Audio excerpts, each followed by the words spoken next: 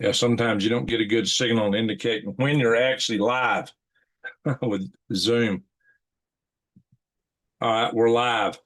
All right, my fans, I'm Greg Allison. Hang on, I got to mute this. Live. And I have a special guest with us tonight, Tim Pickens. And Tim is let's see here, I think I lost that. Oh, shoot, I'm having problems with this computer. Tim Pickens is an old friend of mine. He was listed by Amy Eskridge as his advisor.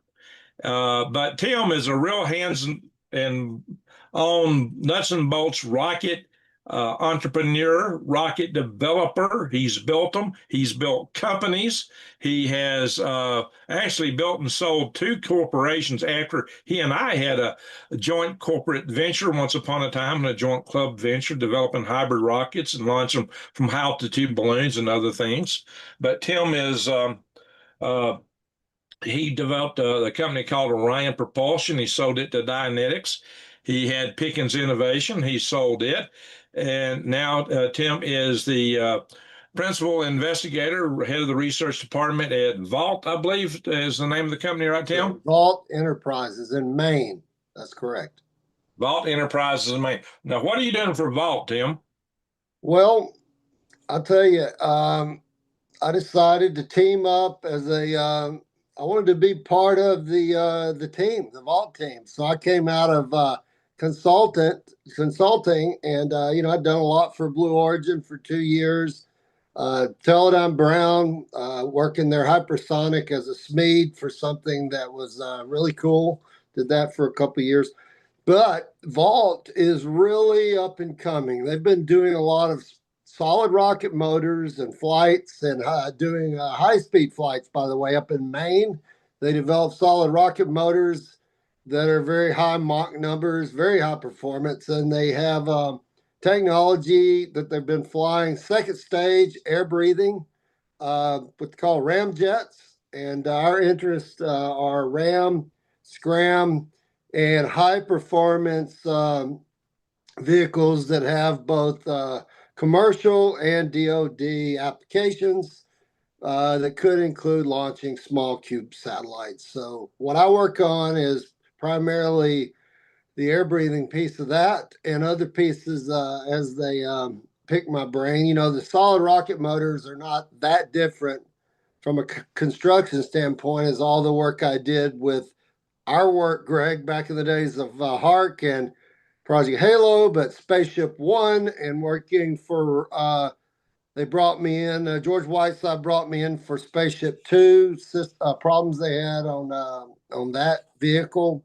That's Virgin Galactic versus Virgin Orbit. So worked on a lot of stuff, consulting, but now I am an employee, owner. I want to really see this Vault thing really go. I think it's going to be a huge deal.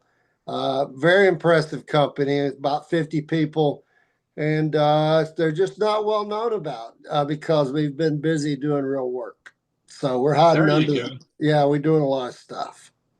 Well, yeah, when we talk about things like UAPs and anti-gravity, some people think, well, that's not real. This is not real. And they understand that real rocket guys sometimes dabble in things that are, shall we say, interesting, non-conventional, if you will.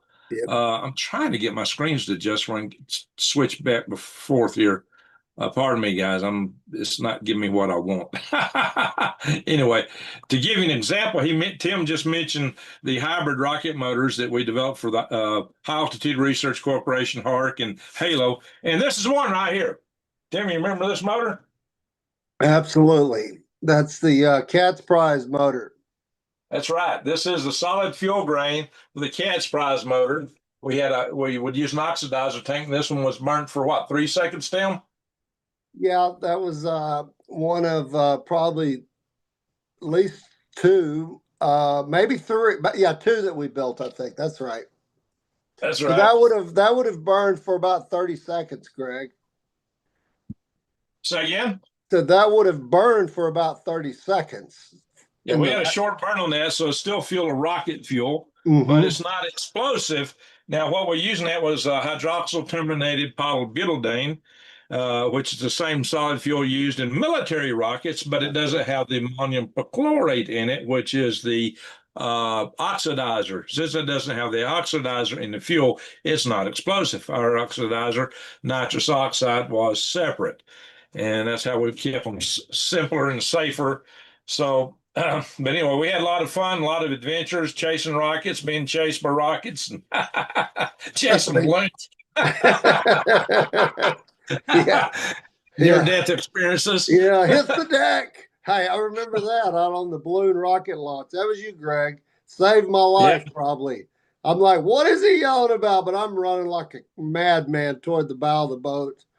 Yeah, a rocket was about to come at us, and I was one. I was the first military training explosion. You hit the deck, minimize your profile, but then I realized it wasn't going to just hit the ground. It was actually coming right at us. If next thing is no, run!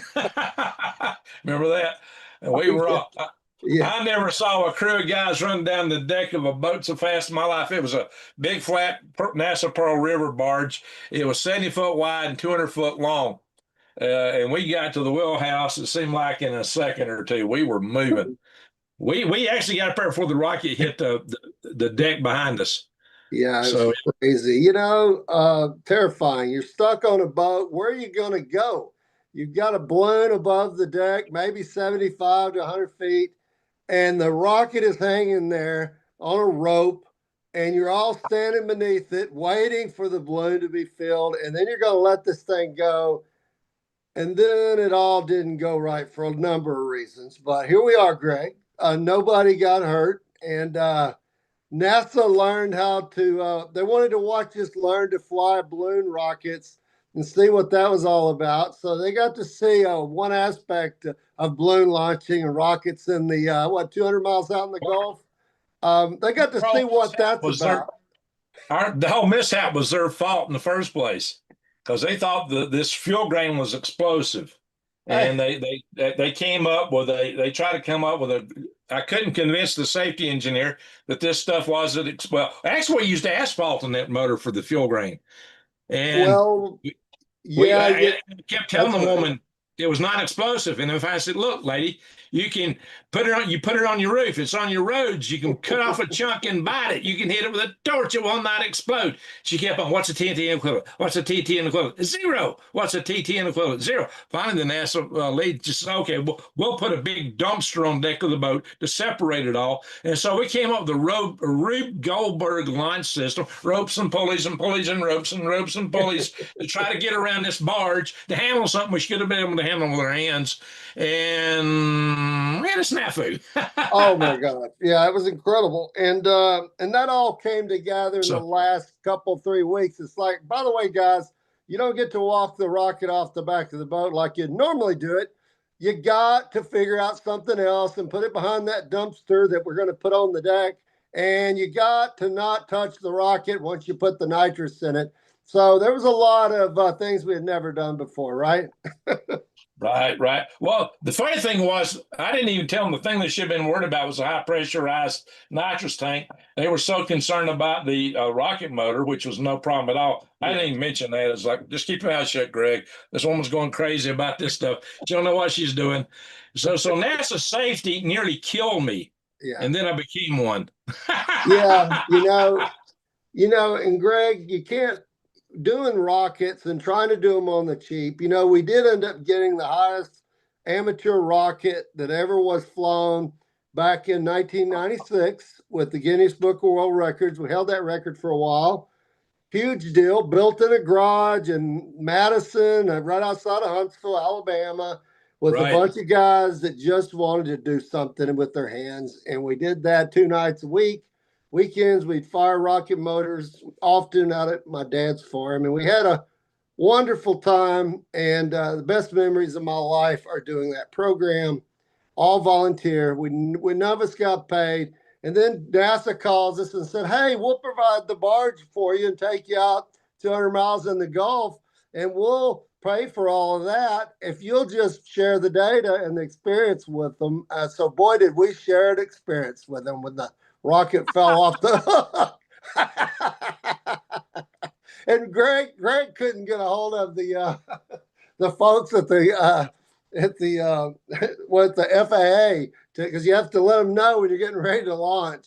As far as we knew, we were that was getting the ready. cash prize rocket motor. That wasn't the Oh, NASA okay. mission. That was our heart. Greg could not get anyone on the phone because he couldn't get a signal. So he's out riding around in the ocean. Now, during this time, somewhere in here, one of the guys asked the captain of one of the boats that we went out on, he said, what happens if someone gets hurt or killed or really hurt out here? And the captain said, well, men, that's life at sea. And and it was astounding to some of the engineers that they didn't have control of every situation, But Greg, you Well, the remember fun thing was taking them up into deliverance country to that? retrieve balloon Oh, I was payloads. there. Yeah, yeah. Bears and We look hillbillies. like Chevy. We look like Chevy Chase showing up in the station wagon on his original Vacation movie. But we have ham radio antennas pulled back all over this thing, and we roll in an old country store, and it's like, you boys ain't from around here, are you? And Bill said, we're looking for our balloon rocket that landed up here. And he said, boys, this is bear season. And they had a big book up there with Polaroids of people who killed these big deer. I mean, not deer, but these bear. And we're like, huh? Oh, I saw the tracks and the scat. Yeah, and Bill's like, so they're really bear up here. He said, oh yeah, this is a big season. So we're getting ready to climb the fence and go try to find a part of our payload, by the way. Yeah, well, we had some adventures. There's no doubt about that. So we did. And those adventures led us to so many interesting things and people we got to meet and got to do things. Everybody thinks all you and I have ever done is rockets, conventional. In fact, we had a contract, our company, Hark, we were actually working with trying to do advanced balloon lift capability using some techniques, and some of them use lasers and other methods to increase the efficiency of helium and lift. And we actually did some experiments, and we got paid to do those. And we met a lot of physicists and a lot of folks in Huntsville that had a lot of wild ideas. So a lot of things we kind of got ourselves into where, because we are in Huntsville, Alabama, the Rocket City, right? And there's a lot of very smart people running around here. Well, we started the whole program simply because how come I can't get anything going over here? I'm trying to switch computers where I can see the chat room, but I'm having problems. I'm having nothing but computer problems tonight. We were going to be on here 30 minutes earlier. I was going to start this on my desktop because the speakers are a problem on this computer. I've not got the volume turned. Can y'all hear Tim well? Tell me how you hear Tim. Say something, Tim. Say hi. Testing 1, 2. Hi, this is Tim. Yeah, I got the volume turned Rocket down City. a little bit. This is normal talking right here. Yeah, well, I got the volume turned down because I had this computer turned in to be fixed, and when I got it back, the speakers are blown out. So I have to keep the volume turned down, or it sounds bad. That's how I came back in the shop. And I was trying to get on my other computer, and it told me I had to have 24 hours to verify my account with Google to go into my Galactic Greg's account from Zoom. 24 hours. I was after fiddling around with it for 40 minutes. We started ahead of time, but it gave us a lot of trouble. Loud and clear. Good. Glad to hear that. So I'm trying to, because I can't see the chat room on this computer for some reason and see all the data. So I'm trying to pull it up on the other computer. I can't even tell how many people are in the room or anything like that. I don't know. Every computer I got shows the browsers and everything different. I'm not getting what I want. But anyway, guys, so one of the things we ran into, I had dabbled and known of people wanting to do anti-gravity work from years back because I've been, I've been in engineering. But the man has been burned by love before. Oh, you got on your speaker. Yeah, watch that. Hold on 1 second. Yeah, you got to mute that. Helps him resist temptation. Hold on 1 second. Well, sorry about that, guys. I muted this thing, and it's however you make money work. Oh my gosh, you can work with that. Keep watching. I'll take care of that. Sorry. I am sorry. I really wanted to pull up some of the chats through YouTube. I was going to turn my volume and mic off, but that didn't work out. Sorry. That's all right. That's all right. I'm trying to use this tiny little tablet here Well, to Greg, we can put a camera. man on the moon, but why can't we put a man on the moon? You know, the technology, you and I should be better than this. How many rocket scientists does it take to do a There lot? we go. Now I can see what I want to see on the chat. All right, now I can see how many people in the chat room and read the Okay, chat. good deal. So I got it where I can tell what people are doing and saying, and look at us too.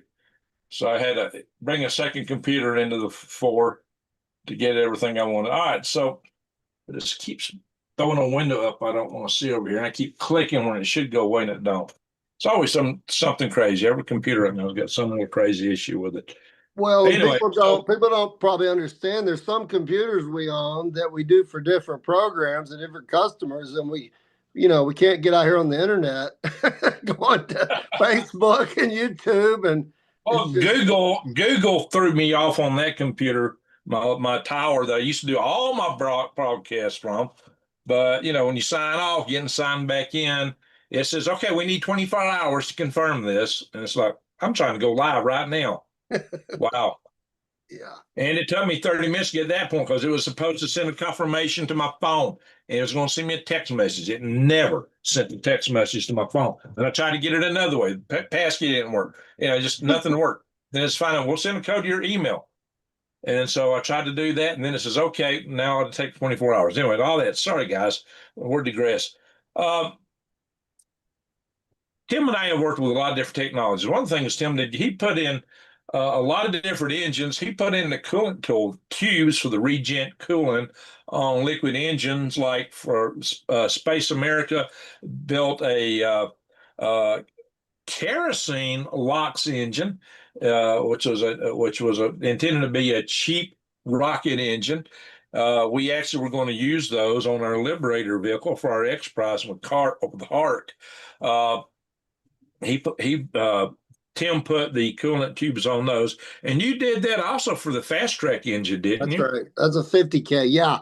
That would have been a heck of a hypersonic vehicle, by the way, right now, to be a reusable NASA X-34 hypersonic vehicle, which could have done Mach 6, Mach 7, and flew payloads. It would have been a great test bed, by the way. Now, NASA's Marshall Space Flight Center's fast track engine that Tim helped build and put those regent cooling tubes on. Right. Regent cooling is when you take the fuel and you flow it through the nozzle, and the fuel is cryogenic. It cools that nozzle off, then comes back up into the engine and is pumped into the injectors. So that's how you keep the nozzle from burning to slap up. Now, that's right, but it's also a way you get more performance because you don't have erosion of the ablatives because it's not a composite motor case. It is a tube motor case, and it can go, run at 5,000 or 6,000 degrees, and you don't have a nozzle throat size changing, and it's not a throwaway. You can make it a reusable. So those are great benefits. So the funny thing is that motor became the engine, they're the basis for the Merlin engine that SpaceX used on its first Falcon rockets. It was the Merlin 1 engine, basically, just kind of cleaned up a little bit. But their version of it, first time I saw a Merlin, the wiring harnesses on that thing looked like a rat's nest.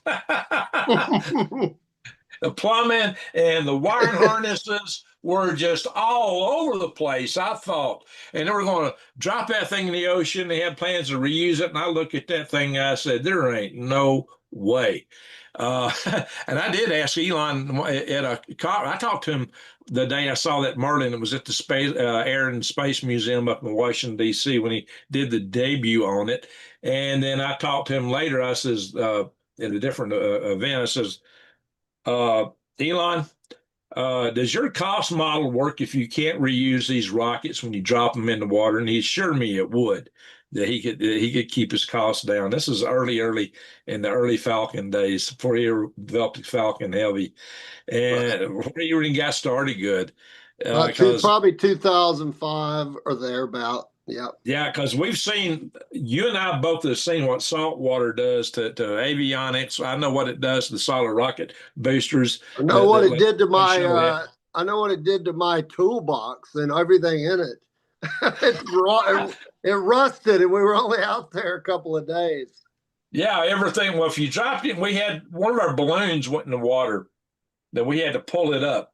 Yeah, you were on board. It was the when we were trying to do the Martian aerobot balloon. That was Chase. That was Chase and a few others, and I decided I wanted to run a ground station on that particular mission. Oh, you weren't out on the boat with it. I packed the boat up, by the way. That's right. Last boat you went out on was that. I got on the boat. I was on the boat, and I said, "Good luck, guys." You didn't go out to sea with us. Not you on didn't that go one. out to sea. I did for the first one. We had to pull that balloon out of the water, and the avionics on it were just that salt water. Since they touched the salt water, they just everything crystallized. It was a mess, short circuited, and salt water. It cost more money to refurbish and reuse those solid rocket boosters on the Spatial. What if they just thrown them away? That's why they decided with the SLS to throw them away. Refurbishment costs were horrendous. And that's why I was critical. And you can see that Elon finally, he put a few in the water. I actually did a safety analysis on his water operation, but he did not. So I did some SpaceX work. But he did not, in the end, choose that as the method. He probably looked at the boosters he got back and says, there ain't no way. I could have told him that. I tried to warn him about that years earlier because, I know that salt water is just nasty stuff. Now, you can design things specifically for it. I'm real fond of the Sea Dragon rocket concept still, but that's another story. Yeah. That's a whole other story. Mm-hmm. So I think people want to know about Amy and things like that. So, and I'm running short of time. This took too long to get this video going tonight. So Amy, she was out on that video that Jeremy Rise released. It was one of him, and he never spoke in that video. Maybe just a bleep word. Maybe he edited all his talking out. I don't know. Right. Mainly Mark Sokol talking to Amy. And I really thought it was a horrendous thing to have released that video because it was intended to be a private conference, not a public thing. Yeah. So, Greg. And on that note, I sent him a note. I didn't know Reese, but I linked in with him, and I said, this is clearly was just a private conversation. And I said, knowing the family, Amy's dad, I knew them and met his mother, her mother before I ever met Amy in 2018, I think, 2017, 18. Anyhow, it was just not the right format. It was the wrong context, and it was on the heels of, of her, not being here any longer. And it was a sad situation, a lot of fronts. And I didn't get any response back, by the way, for a while. Recently, a week ago, he said, "What do you think about this Amy thing?" That was that was on LinkedIn, a private message. And I said, I have my opinions, but I said, I'll be happy to talk on the phone if you want. I gave him my phone number. Never heard back. I think he might have taken down that video. It's still didn't. No, well, somebody had told me they couldn't find it, but so here's the deal. Amy's dad and my dad worked on a project that had to do with plasma, spark ignition, and the physics of it. And my dad was working for me at Orion in 2016, 17, and I needed a high voltage, very compact exciter to light Bigelow rocket motors. And I could save 2 pounds per thruster. And this ended up being about 16 pounds I would save with Dad's product. So he reached out to Amy's dad about all the advanced methods that he had come up with for measuring energy of plasma and all the physics of how to measure a spark without affecting the spark. But he had a lot of ideas. And I remember Dad calling me and said, "Tim, I know you're busy. I don't bother you that much, but you need to meet Dr. Eskridge. He said he is a different breed. He's a brilliant man, hands on. He said, you've got to go out there with me. And I did. I went to NASA and I met Dr. Cole, I think it was, and some of the other people in the group out there, by the way. And he showed us around. We probably spent 2 or 3 hours. He showed me his acceleration device, that, you know, the magnetic love stuff. He showed us some other experiments that their funding was sort of going down the tubes. I think one of them was a antimatter type device to capture something that was terrifying the locals, thinking about what that really meant. You know, black holes and everything was terrifying. So that's how I met her father, and fascinating man. And then about a couple years later, or a year later, I meet Amy at I think Dick Reeves was having a conference or a get together here, talking about some of the small businesses and Amy's new exotic institute. And Amy came up to me and she said, Pickens. He said, are you kin to Herman Pickens? I said, that's my dad. She goes, oh, wow, man, we got to do something together. And she knew I had sold we had done a lot of stuff, and I did Spaceship One, and she remembered that. In fact, recently she brought all that up, my work on Virgin and other people like Bigelow. So she knew of me, and so she said, hey, would you be interested in being on a board? And I want you to review some stuff that we're working on and trying to go do, and the team members of each little project, and fundraising. We always it's always interesting to do fundraising when you're doing exotic science. And now, Greg, she had some real practical application for some of the things they were doing. It wasn't all let's go do anti-gravity and leave the planet kind of thing, right? It was practical things like one of the PhDs, brilliant man, was working on a neutron generating device to help nuclear to kill cancer. Yes. Yeah. That's right. So the point is, she asked me to come on board and sent me some documents to that effect. And so I end up with a lot of texts and emails, and I keep everything. And there was a lot in there to chew on. I went back and looked at it the other day and thought, wow, there was a lot of concerns back then, 2018, about safety, by the way. And this was early on before she just kind of getting into this. So, and I haven't shared those with you. I haven't made them public. They're really not people's business. But the point is, there's been a lot of good things that Amy was working on. And some people say, well, she's not a scientist. Well, you know what? I don't consider myself some amazing theoretical scientist myself, but we do stuff. We still make stuff happen, finding the right people, the right team, steering Well, it. she had a graduate degree in Sure, science. She had she two had science advanced, degrees. yes, I So agree. technically, 100%. yes, she was a scientist. Yeah, but I'm just saying a lot of the scientists that I know that even work with her, they are not public speakers who are going to be out here doing any marketing and selling. So some people say, what? Well, you know what? The fact is, she was incredibly important to keeping the machine going, to keep the cash flow going, to having the investment, to sell the vision, not only of the practical products, but the exotic products. That was her job. You and I both know that the technical end, the science and engineering end, and the business end are two complete different skill sets. They're two different ways of thinking.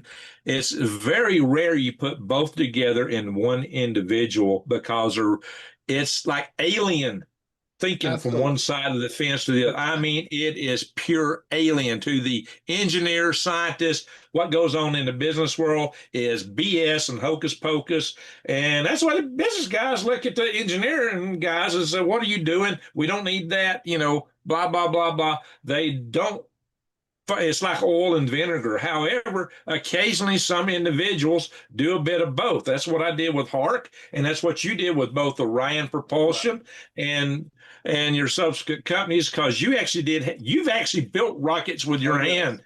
You designed stuff, you flew it, and you run the companies. Now, you hated running the company part. I used Isn't to that laugh weird? at you for that. Because y'all didn't understand what I was going through to try to run the on Hark at You're that right. time. You're right. And You're y'all were absolutely dogging right. me from the technical side, and y'all didn't get it. But now, if you think about it, on the business world, you got to know this is true, because it's like Steve Wozniak and Steve Jobs. Steve Jobs is the guy that brought the money in, made Apple work. But Steve Wozniak was the man that come up with all the original ideas. Mm-hmm. Yeah. So, they made a team.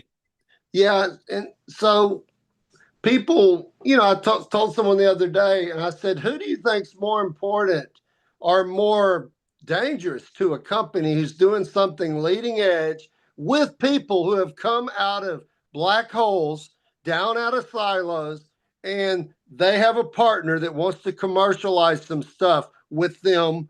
And guess what? You're out here making promises and saying things that they're not used to hearing with their management. So all of a sudden, you have a lot of discomfort of the people that work with those people. Right. And I'm telling you right now, and I said, who do you think's more dangerous? That person who knows how to pitch technical, or the one who knows how to do technical? Which one of those people is likely to not be with us if they're getting in the wrong lane? I said, it's the person who can sell the ideas, because they have direct family ties to that person who is their dad. And like with my dad came up with 2 patents working with NASA. Yes. Are you with me? So it's because the scientist keeps their head down. And when the marketing technical team disappears, the scientist will continue to keep his head down, do his work. Does that make sense? It's the way my dad was. He got 2 patents when he was with my company with NASA. Probably could have got a 3rd one, but they wouldn't list his work. It was in a phase 2. My dad came up with acoustic ignition, and he ended up with a Helmholtz cavity design that he never put out there publicly, that had to do with opposing resonating cavity, opposing surfaces. And I'll tell you, he was pretty proud of it. And my dad got a patent for figuring out some stuff with some metal materials, by the way. So for the listener, you didn't have to have a spark device. Just the acoustics, the way the fuel flowed into the system of the oxidizer, lit it. And I've seen it. It was an amazing device. Absolutely. Amazing device. And he was excited about it. And he also came up with, like I said, he was on 2 patents at NASA. He worked with Mr. Eskridge. He worked with other people like Tony Robertson. And he was working with nitinol and different materials that people talk about today. And he got a physics degree, by the way. He's a very he had a physics degree. Yeah, that's right. So for people that don't know, Tony Robinson was a co-author on the paper with Ning Lee. And if you see the very first video on this channel, also the most popular video, where I took the first one and the 2-part video, made a single video about Amy, where she was giving her pitch when she was starting her Institute for Exotic Science. One of the people asking, 2 of the main questioners and commenters, one was her dad, which was next person to my left, and then Tony Robinson was just past there, and he was making a lot of comments too. And that's who you just mentioned, Glenn Robinson. Tony Glenn Robinson is quite the theoretical scientist. He's also a little bit hands-on in research. Yeah. So he's doing some. I actually want to interview him, because he's doing some interesting work in the area of anti-gravity, and he has gone on a podcast to talk about it in the past, so I think I'll get him on here. He's pretty excited about that stuff. And so what I try to do here tonight is I try to bring Tim in and show all the practicality of the background for things like that. Now, we've had somebody made a comment here, because we were saying, hey, that we thought it was, when we were saying we thought it was bad that Mark Soko and Jeremy Rise released that video, the comment came in that said, we have a right to know what's going on with public taxpayer money. It's a public fund research. Actually, no, there was no public money in that. Right. That's right. None. See, a lot of people got it in their mind that NASA does everything. Everything's NASA. This is NASA. That's NASA. NASA controls everything. No, this motor had 0 pennies from NASA. Yeah. Yeah. Zero. Our And, heart. You know, the only thing we did with NASA and the Halos, they gave us a boat ride on our second mission, but we did the rest. And I'll tell you what, Guinness boat was all us, private funding. in this We case, used private funding. 100%. 100%. Now, And- NASA was an amazing partner with Orion Propulsion, and we were building manned flight hardware for Boeing, and we did some cool stuff, and NASA was so with the Ares good launch to us. vehicle. Yeah, Oh, yeah, I but worked this is NASA during the different. daytime. We're talking funding. You're right. There was funding. You know, she had Paul Mitchell funding, the guy who's known for the hair products and whatnot. And in fact, I think she brought him up in one of those videos. And I won't get into the details of that, but they did lose him as an investor. And you can go look into what might have been going on. It had zero to do with the work they were doing. So the point is, when you hear some rantings and whatnot, there's a truth of quite a bit of truth in a lot of what she says.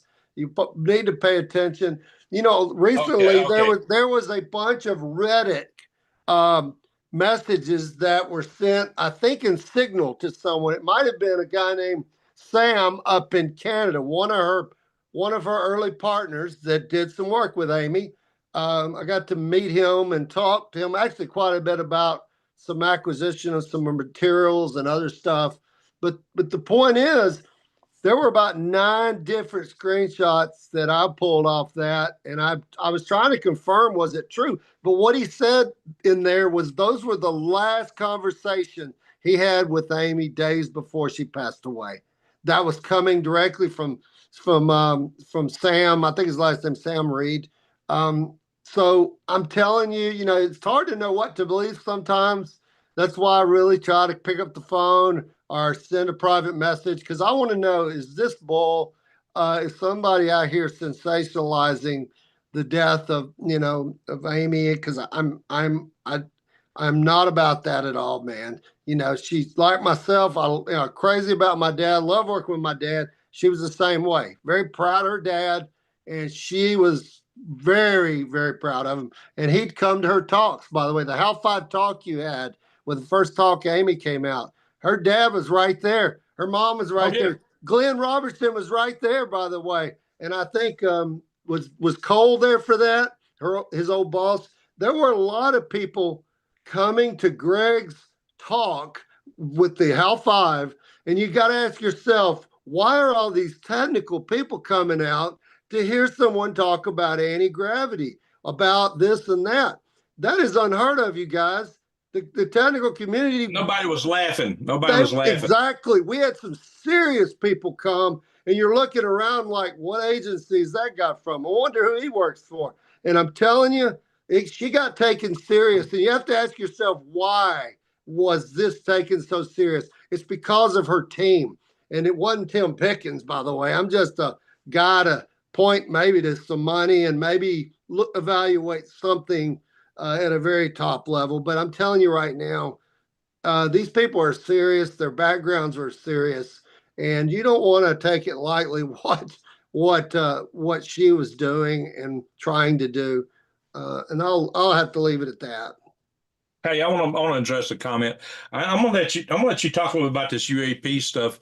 I'm gonna have to step away for a few minutes. I got something I got to attend to outside. Okay. We got a lot later to talk, so I'm gonna let you kind of run it for a little bit.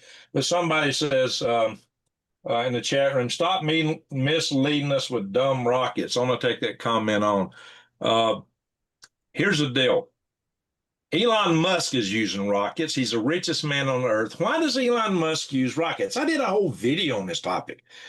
The reason is that this technology, it may be black. They may have some really advanced stuff. Ling Lee did black work for 13 years almost. But that is highly controlled. And the history in this realm has been this. you either get classified as goofy, you go black, or you wind up pushing daisies. That's the three outcomes for people that go into this field of research. They either ridicule you into non-existence because your job, they will make sure you go black, or you be pushing daisies, or in Lightning Lee's case, you may go black, and some of the other so-called missing sciences, and you may push daisies anyway. This is a deadly business. They don't let just anybody play with it. There are people out there that are playing with this and doing videos on YouTube, but they must not be close to the reality of it because they're still getting away with some of the stuff they're doing. But a lot of people have paid a big price for being involved in this field. Amy paid a big price. She was a good girl. She was really smart. Her dad was smart. Some people have thought he had something to do, that he was in on it. He was absolutely not. He loved his daughter. And Amy wasn't seeking fame. She asked me to take down my videos on this because she was getting too much attention. And I did until she passed away. Then I just reposted it. But a lot of people are making, I didn't post a video of her in a private conversation as a public talk. So a lot of people have come out and made a lot of accusations. But the one reason we like this, because that's something that we can do. That is something we can get away with. It is a viable way to get space commerce going, to get space development going, and space industrialization. I still play with rockets for that reason. It doesn't mean we don't have interest in there. But those other things are important. But we have to be extremely careful how we do things like that. So, Tim, Hey, are you able to hear me okay, Greg? You're kind of choppy. I'm hoping I'm not losing a signal here on my end. I can you hear me okay? Tell you what, stay tuned. I may just go over here to make sure I'm, hold on one second. I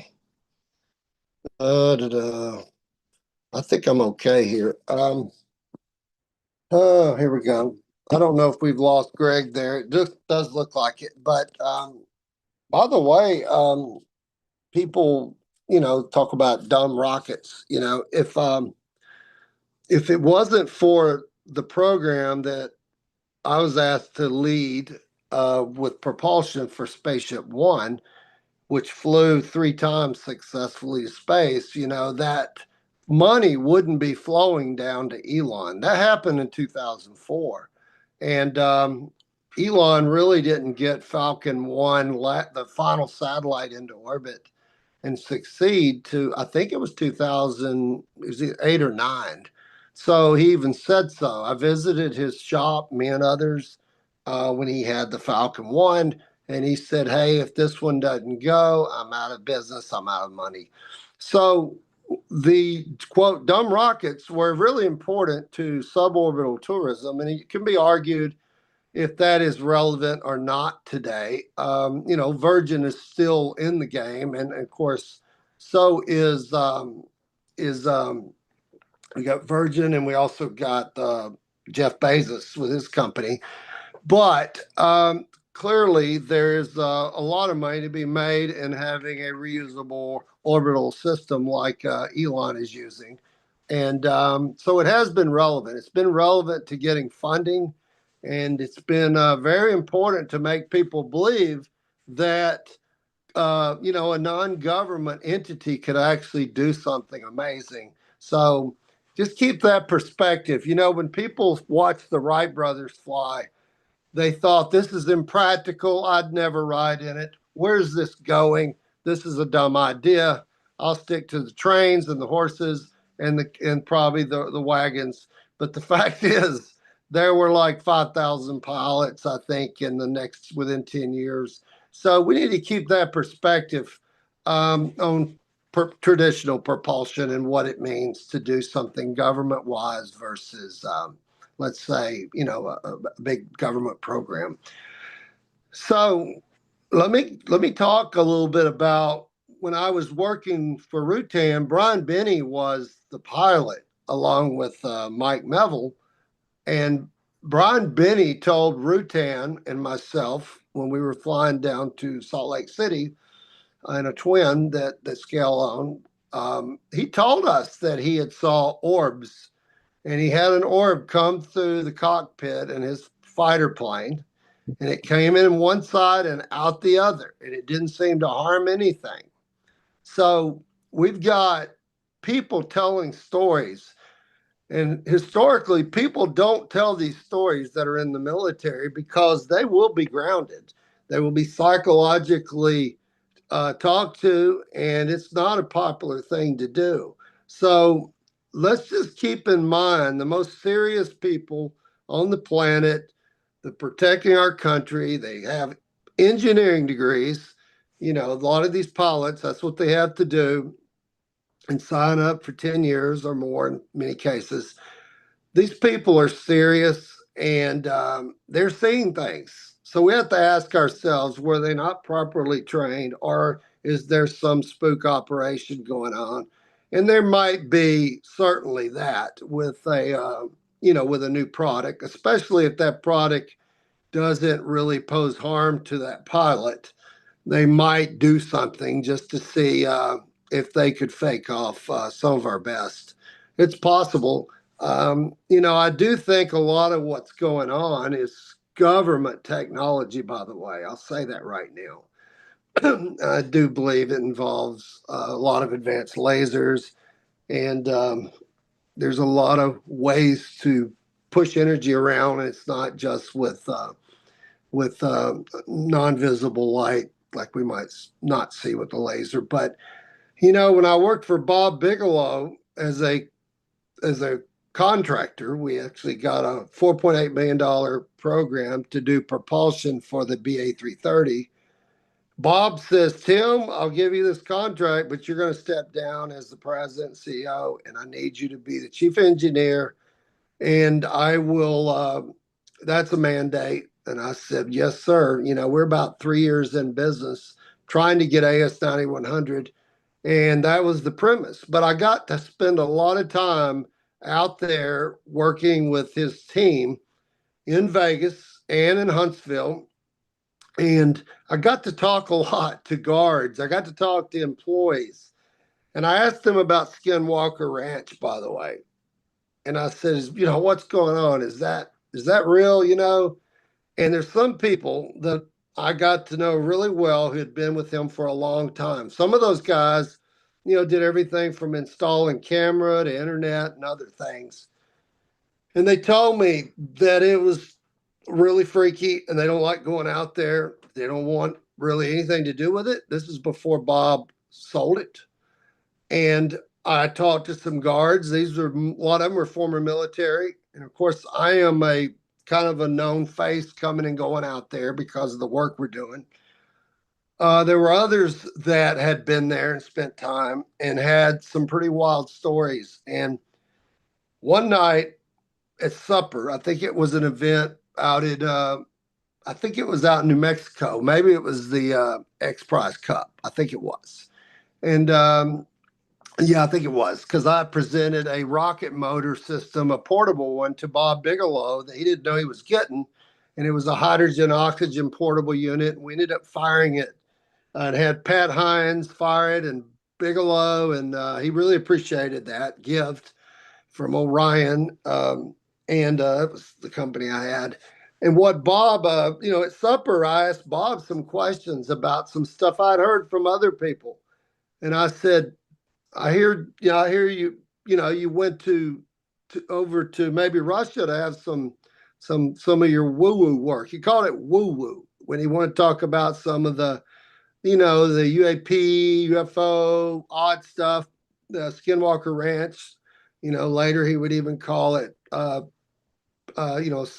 paranoia, basically, almost poltergeist type of activity is how he referred to it in a couple interviews.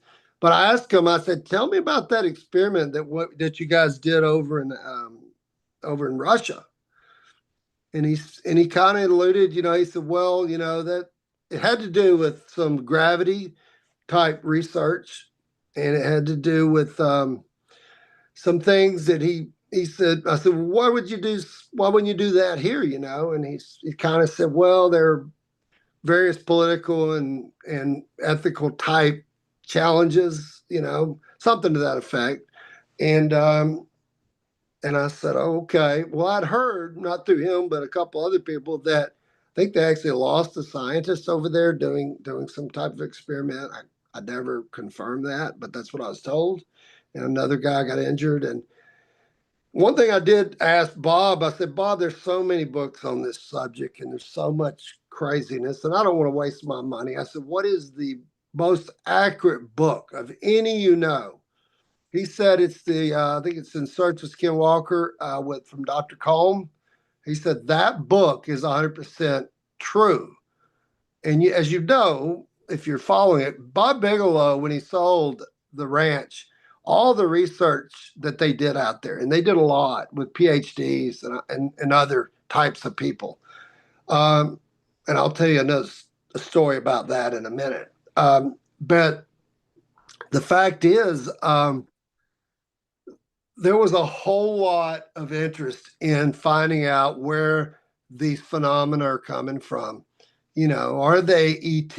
Are they from this world? Or where are they from? You know, the last thing he wanted to deal with was some kind of paranormal behavior and quote poltergeist. They wanted science. They wanted data.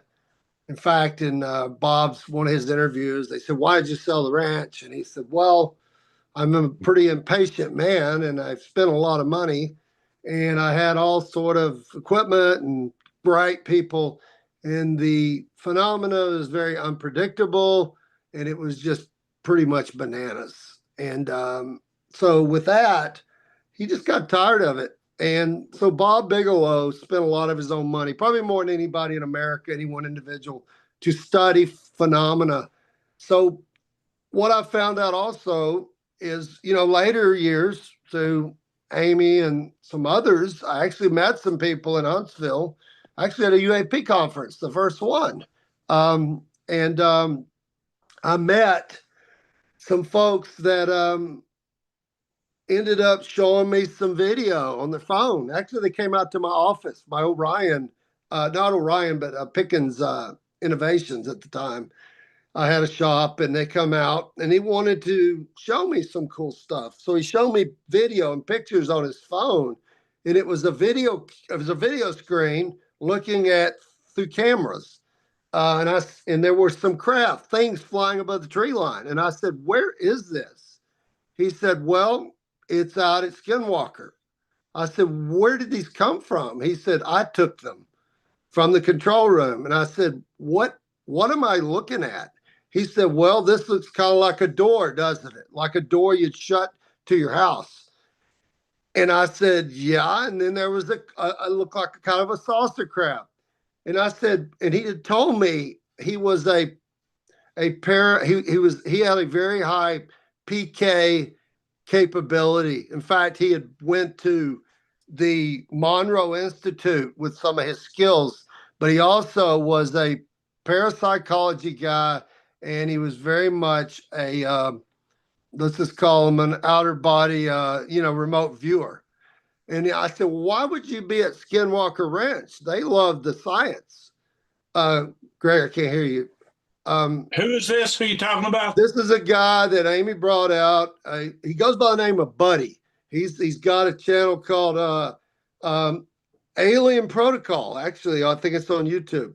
Came and I took video of him demonstrating some stuff with his hands. It had to do with my 50,000 volt electrostatic meter that I had, a big meter, and he's playing, and he's showing me stuff, and I'm thinking, why has Bob got a parapsychology guy out at the ranch?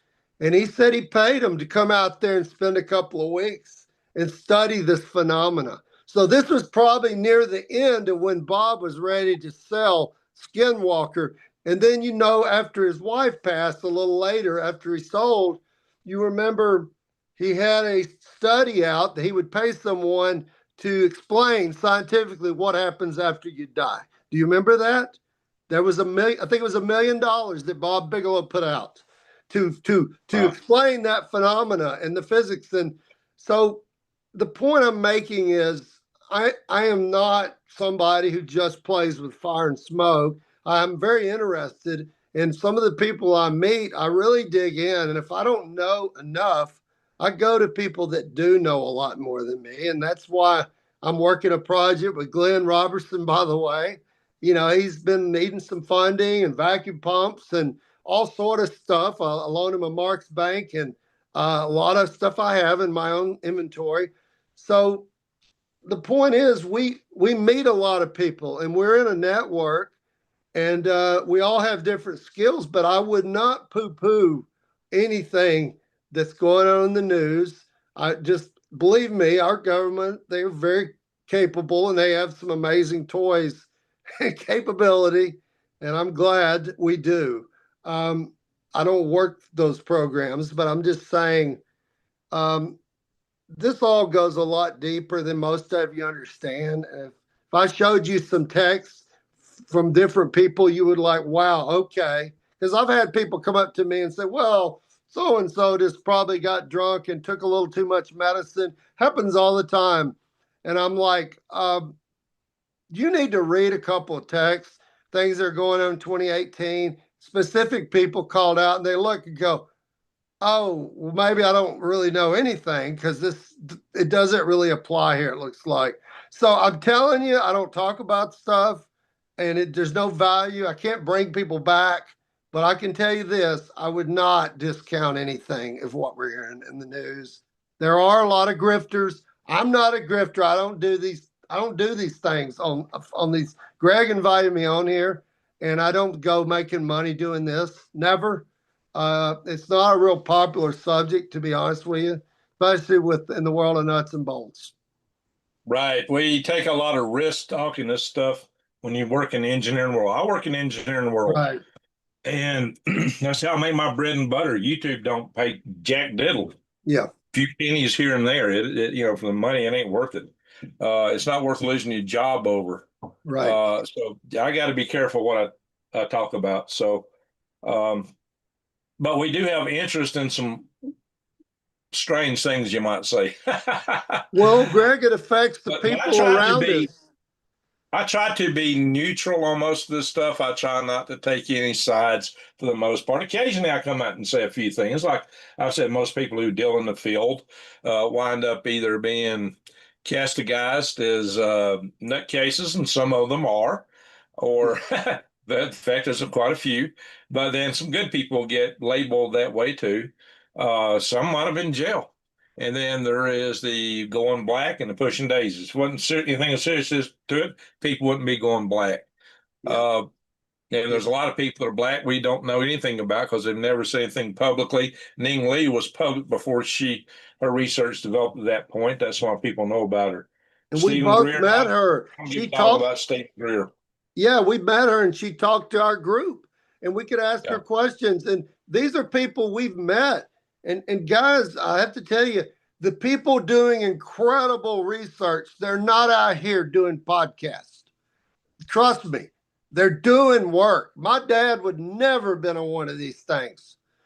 And I don't think Amy's dad would either, too much to speak of, unless it had to do with something very specific and more obscure. But I'm telling you, people they don't do this stuff in their retirement years in particular to just be known. They're trying to really make breakthroughs in their lives and help us in a lot of ways. So you just don't know it unless you meet these people and talk to them. They're not driven by money in many cases.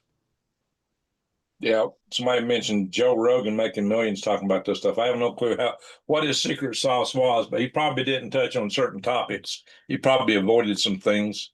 He always takes the popular tact on things. Kind of goes with the flow. If you go with the flow, you're probably a grifter. Yeah, and I'll tell you what, I don't go with the flow. With the people I've worked with and a lot of different people, a lot of people that do some strange stuff. Worked a good bit with, Travis Taylor. Even did a show with Travis. I even talked to Travis at the UAP conference. In fact, I recently helped Travis get a gig to be a guest speaker at an event will be coming up. Actually, a host at a deal. And the point is, people that are doing real stuff, y'all, many of them aren't talking about it. We're all out making a living, doing our own thing. And by the way, I don't think anyone has reached out to me and said, "Hey, I noticed your name's brought up a couple, 3 times by Amy and your dad working together and da da da." And I'm thinking, all the experts, and I'm not an expert, but we know some firsthand stuff. And by the way, we're not going to be talking about it. A lot of it's personal stuff, and we don't want to hurt the family. And then there's a lot of reasons. Y'all don't understand, but when people disappear and things happen, a lot of people doing different things, they could even go bankrupt. They get left with especially if they're in business together and they have financial strifes. It happens, y'all. I know some people that it's happened to. It's really, yeah. So I've had a couple past experiences delving into this field. I'm not going to go into great details about it here. But I did find that video before I ran outside. My internet crashed. I'm glad that since you were on that it continued the broadcast and you carried with it talking. I knew you could do that because I was going to have it crashed right before I was having to run outside. So I suddenly found I was actually live on the internet when I was running around in here getting ready to run outside. So sorry for the disturbance, guys. I would have muted the phone if I'd have saw that, but I saw myself in the camera running around. So that was kind of awkward. I'm gonna show that. I'm gonna show the name. We hung in there while you were gone, Greg. I think. Yeah. I heard you talking. You were doing great. Okay. I knew you could do it. I knew you could do it. That's why I said carry on. I knew you were up to it. So and by the way, I did go to the Department of War website, looked at some pictures today that were released of the new UAP, releases, and I'm looking down through there. And I'm thinking, well, there's nothing that exciting here. And that's what I thought. But it's the conversation's moving forward, but people, there's just all this stuff. It seems to tie to other things, and it ties to energy, it ties to weapons, it ties to so many things. Some of these phenomena, a lot of what you probably see are byproducts. Whether plasma, they're byproducts of other physics going on, and everybody kind of gets pretty excited about a plasma ball. But I do believe, I don't know about you, Greg, but some of this stuff I really think is a byproduct of some other experiments in physics and capability. What do you think? Oh yeah, I think we've got a lot of this stuff ourselves. Yeah. I think a lot of it is American. So I don't discount that for a second. Hey, I'm gonna show. I pulled up that Amy video. Okay. I'm gonna show a snip of it because I think I've got it dialed up to where she mentions you. Okay. Let's see. See if I got it in the right place. I was working on this when you were talking earlier. Okay. The Zoom. I'm gonna have to shrink this down because the Zoom has got a edit button down where the play button's at, of all things. Jeez. Oh, wait a minute. I got to unmute it. Hang on. Being rocket scientist. He's friends with my technical advisor, Tim Pickens. She is saying that she's talking about Travis Taylor, and she said he's friends with my technical advisor, Tim Pickens. That's what she just said there. Tim Pickens. Is he? I don't know. Let's keep the discussion on producers. Every time she mentioned you or me, he cuts her off. Did you notice that? Mm. Yeah, Mark cuts her off. Every time she mentioned you or me, he cuts her off. Well, what's interesting is the Reese, who was his roommate, when she came in and met this guy, Sokol, she started dating him a little soon after. And Jeremy's like, I thought she was a spy, and I was, really freaked out about it, that she was dating my roommate, and we were doing research together, and he thought she was there to get his information. And I'm thinking anyone who's an entrepreneur in a field that's relating to what you're in, we're always gathering information. We're always sizing up our, quote, competitors, our research scientists. So it's not unusual for someone to ask interesting questions. That's, So to me, it's not that unusual. She's not a spy, no more than you and I were when we were in business and trying to have a unique value proposition, right? Yep. Hey, I want to thank Doug, my buddy Doug. He just threw in a super chat to Ooh. the video. First one tonight, Uncommon News 777. He's in he's in Texas, so he's been a long time supporter of mine. He sends me stuff in the mail every now and then. Gifts and Nice. seeds. Cool. Good guy. Good guy. Got a slingshot in here somewhere he made. There it is. All right. That's a Doug slingshot. So Yeah. I might start marketing those for him. But anyway, Doug's a Cool. good guy. So got a lot of good friends. In any event, so Tim, let me stop and share on this. Somewhere back here, I don't know where it is. She mentioned me in this video. That's our video here. Yeah. But I've showed that in another video of mine before. For anybody who wants to, while I'm sharing screens, for anybody who wants to know, this was Perry Stone, a preacher talking about UFO disclosure. That a lot of preachers were invited to some meeting with government officials allegedly. Some other people said they actually attended the meeting. He didn't.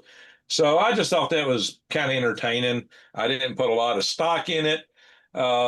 He was basically claiming that they were telling them that what they were going to release was information about lizard people, reptilian aliens. I'm saying that, hey, I'm not going to trust that for 2 minutes if I see that stuff come out. I'm not buying it. Even if these guys walk up to me and some lizard person starts talking to me, I ain't going to, even if they're real, I'm not going to buy what they're saying. I'm going to be honest. I'm expecting some big deception. I don't know. What do you think about that, Tim? 100%. I'm 100%, man. That's nothing good's gonna come out of a lizard form coming forward. That'll be on all the late night. They'll make people think it's good. Hey, they'll be on the late night comedy shows. All of them. Coneheads. Yeah. So here's a video I did about Amy here. This is actually what I was talking about. I'm going to do one on Ning Lee not too far in the future. I got this as Antigravity Real video. Just show you guys some of the stuff I've got on the channel. If you click on videos, and you can either look at the most popular videos, they're all Amy, the four most popular videos. These are the first two I did. I broke them into two parts, and then after she died, I reposted them, and I made one that was all together. That's her dad right there. He was sitting right next to me.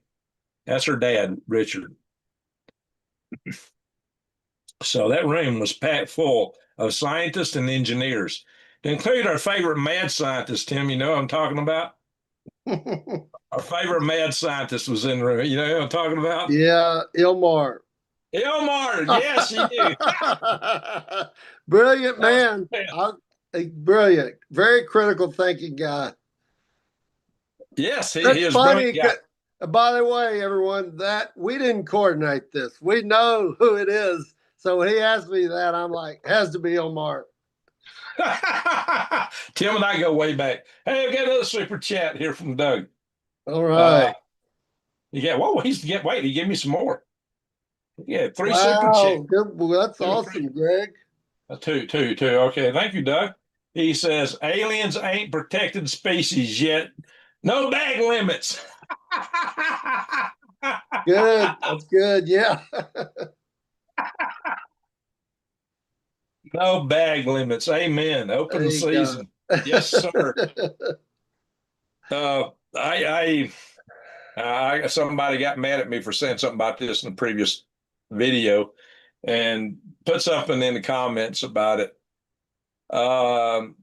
People that think they've had experiences with such things have had a lot of negative reports. Let's just put it that way. Yeah. I'll leave it with that. Well, Travis told me, he said, last time I talked to him and at an event, he said, I said, tell me about that radiation dose. He said, yeah, it was a gamma ray. And I said, how do you know? He said, I had a dosimeter on and it went off. And he said, I flipped out, told him to get me a case of beer.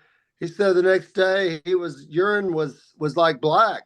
And and he ended up with some cancer on his hand. That was not sensationalized. That was not scripted TV, by the way.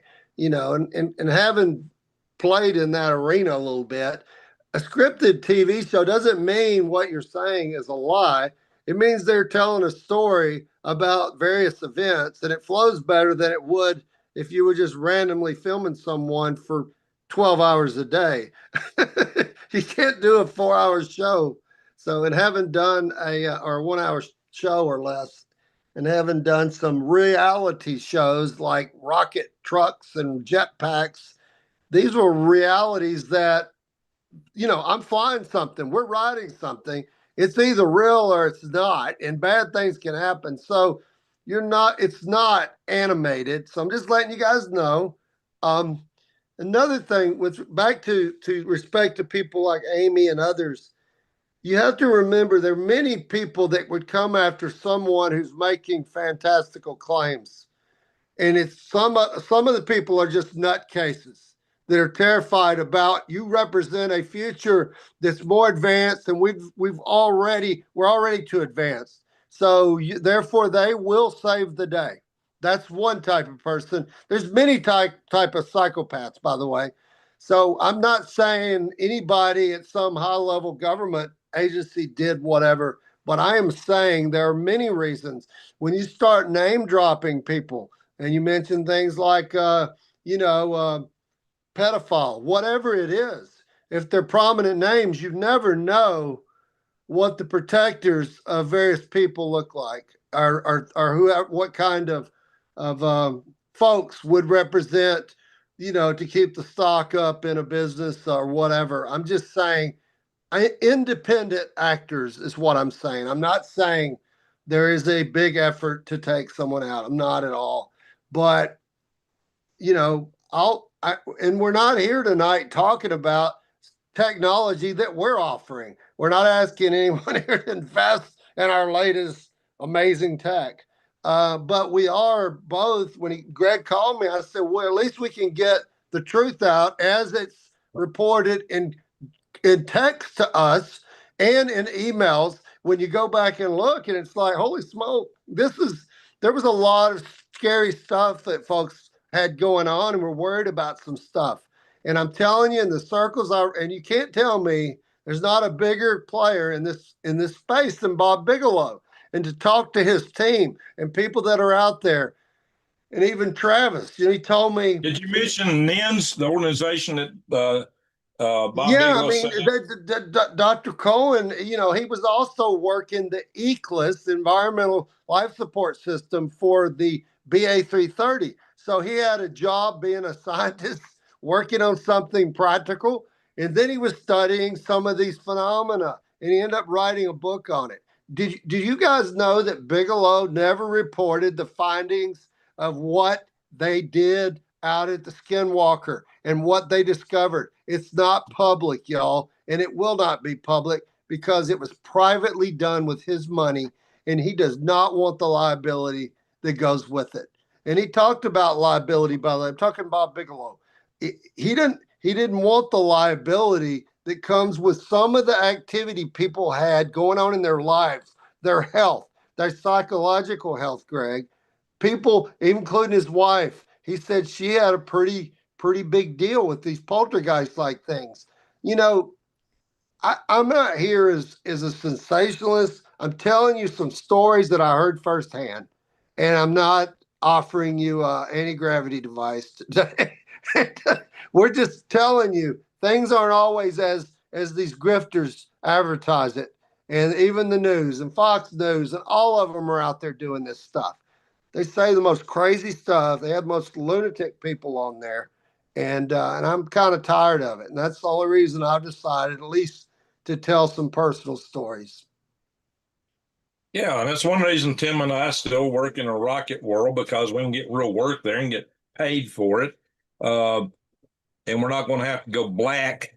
Right. And we can make differences toward the future. One of the things I brought up in one of my videos I've done in the past is that if we can make this technology real, it's exceedingly dangerous. If you can actually work with the energy, cohere just a fraction of the energy we think is in 0 point energy, then you can just basically blow up the world. Imagine the ability to teleport a bomb into a room, or the ability, just any room you want to send it to, or maybe even the ability to transit through time or into other dimensions. We're talking about some heady stuff. And yeah, the control, that's one reason that the technology may be so tightly controlled. It could be exceedingly dangerous. It could be exceedingly helpful, but we've got to be mature enough to handle it. And right now, we're really botching the crude tools that we handle today. Great. Now, I'm one of the guys that'd be for releasing this stuff. You know, I would be, but it is a dangerous proposition.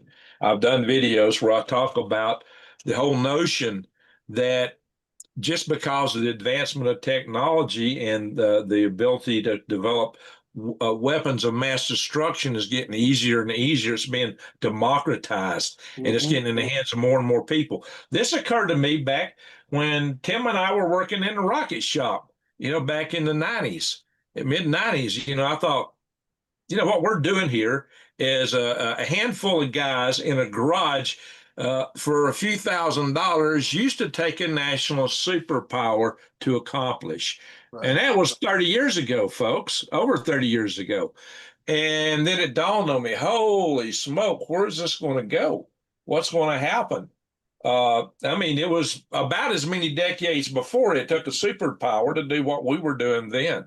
And we didn't have cell phones, all the technologies. I see guys flying cell phone stuff on balloons today to give them a lot of their positional data and all that. Right. We designed our own electronics cards.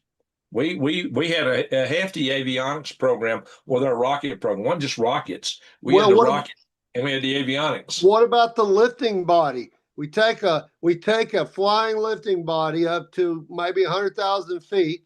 We've got a pointing system. We've got a rocket motor on board. Think about what you could do with that. You're talking about bringing something in at 1% atmosphere, and you're getting acceleration depending on where you're pointing it. For that particular flight, I think we were probably about 45-degree angle, but nonetheless, these were things that we were doing on the cheap.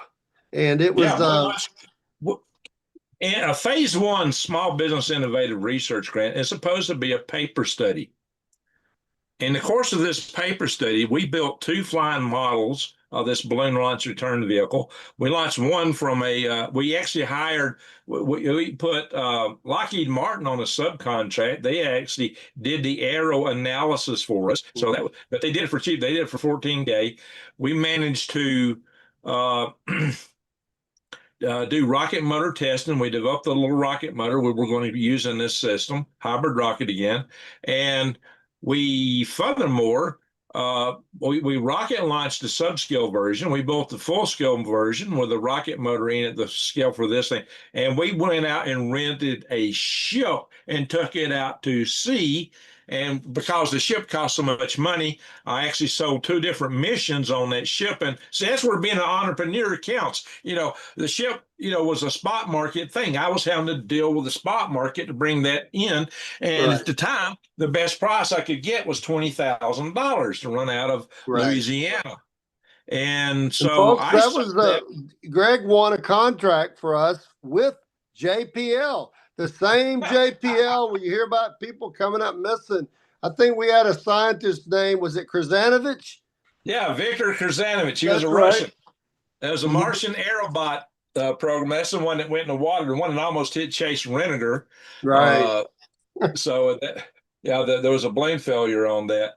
So, yeah, when you deal things commercially, you got to play around with a lot of different money. Right. Even though the balloon launch return vehicle was technically a NASA contract, and the other thing was too, it was supposed to be a paper study, and we were actually building flight hardware. We went out and we bought a balloon. We bought helium. We went out to sea and launched that balloon with that rocket on board with a and it had the balloon launch return vehicle. It was a hypersonic missile that was remote controllable. Absolutely. And we were doing this back around 2000. but it's actually That's right. 1999. Yeah, Yep. well, that's the kind of stuff we were doing over 30 years, nearly 30 years ago on the super cheap. Now, and so I've had people tell me, well, these guys can't do this, they can't do that. And I come back, said, boy, crap, I've already done it.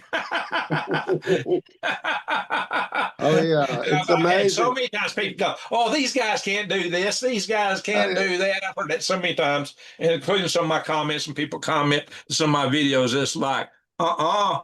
And like, I did a video where I talked about the risk of an EMP attack from balloons. And, it's real. In fact, just to prove it, I designed a balloon launch attack system that you wouldn't know was coming at you. It was stealth, and it was easy to design. And somebody's, oh, you're releasing technology? No, Chinese already know that. They're already working stuff more advanced Yeah, than that yeah. right now. They already are. And You I've showed know, some pictures of that stuff too. it's amazing what you can do. And guys, there's a lot of other things that we got to do that was, like Greg said, you could do amazing stuff on the cheap if you're innovative. And Bingo. that's the problem. In America, the access to technology and guidance and control and all that stuff is very accessible these days. And there's a real problem, a crescendo moment, if you will, that's coming, because look at how many people are taking drones now. 5 years ago, you'd say drones, oh, that's crazy. Little slow flying drones, they'll never be in the theater. Not really. Well, they were so cheap. They were driving them right up to one soldier just to blow one person up. And some of these would only cost a few $100s. So these things are a real threat. And now America's getting to the front of that line and becoming number one with drones. Guys, it's a interesting circle of life. It's always been, you need a missile. You need a missile to hit a missile. Well, those drones are so small and so cheap, they throw thousands of them in the air. And then what are you going to do? It's really interesting times with warfare and the way things are changing.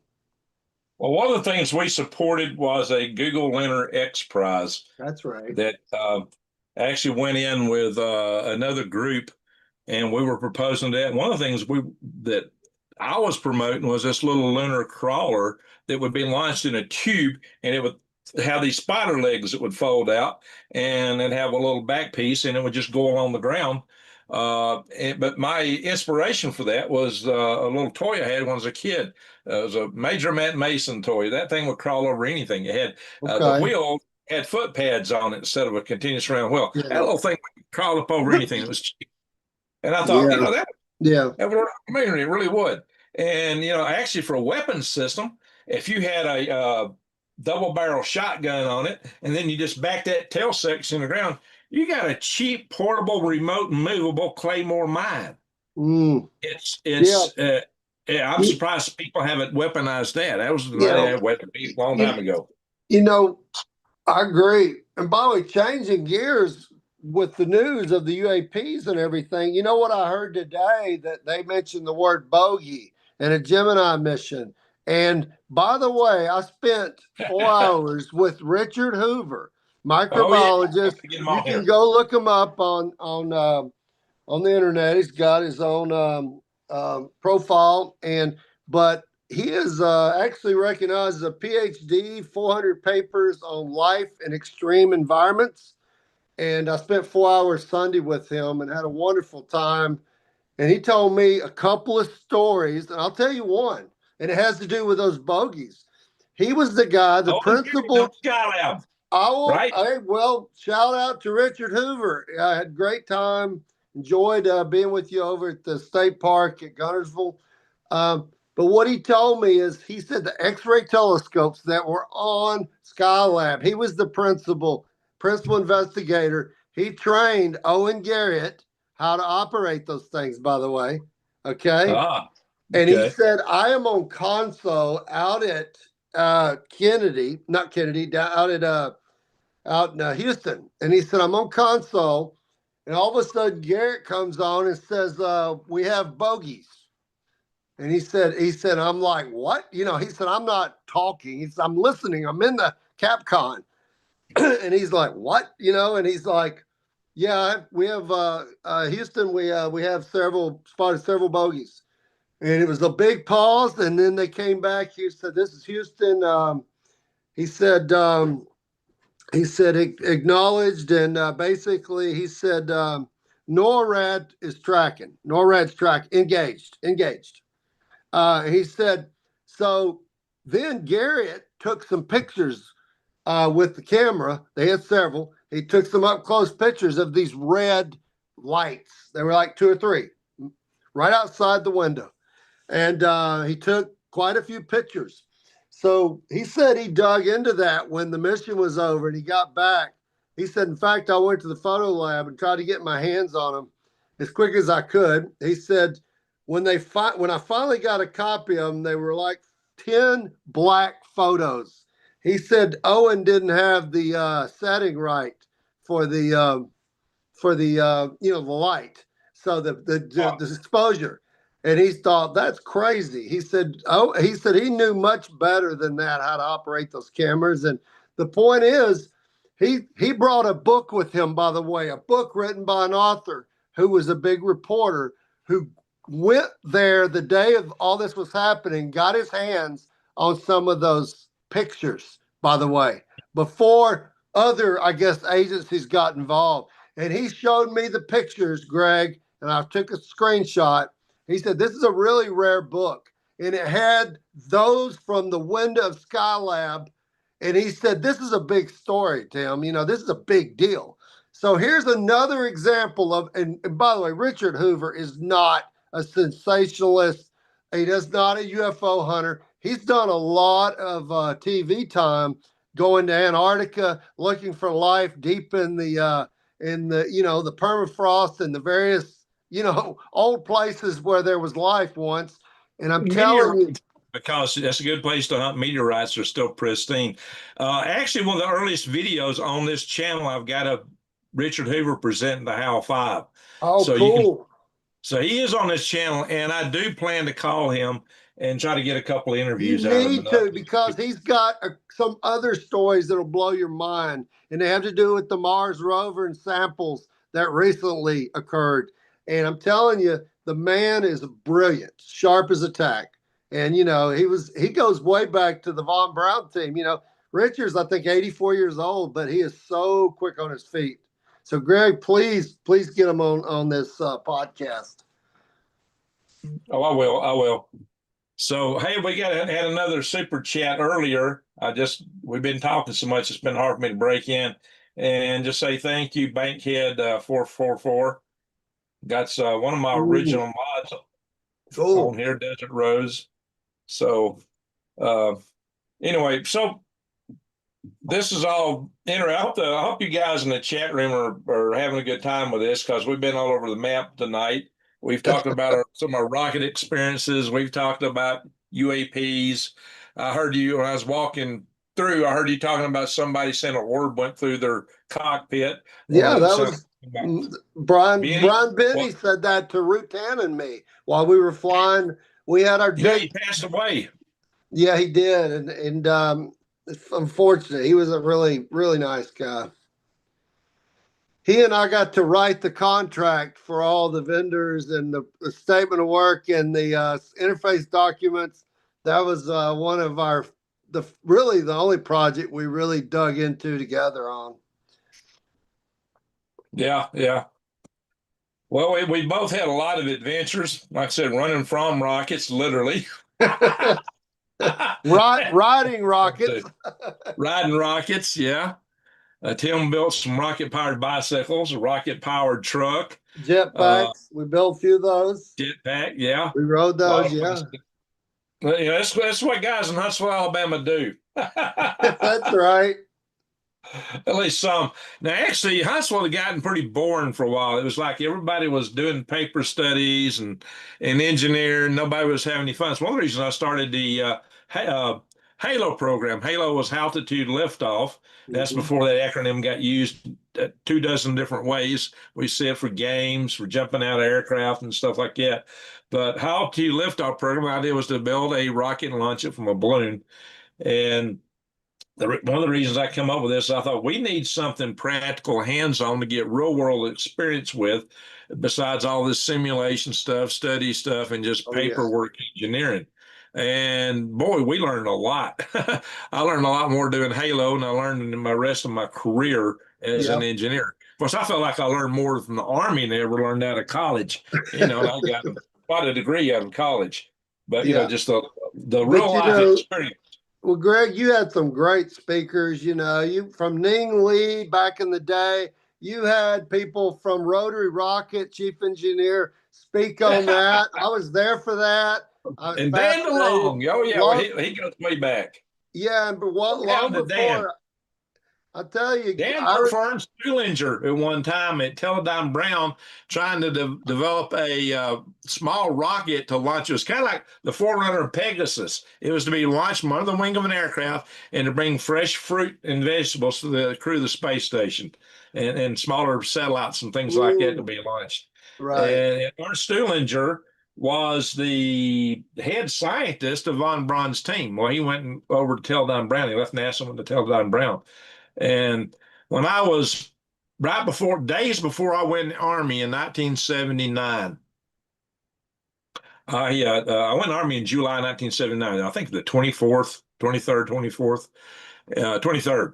On the 20th of July, 1979, I was at the Von Braun Astronomical Observatory as a kid of 19 years old, and Ernst Stuhlinger took a lot of time to explain to me how they lofted the ceiling to make that dome there in the planetarium.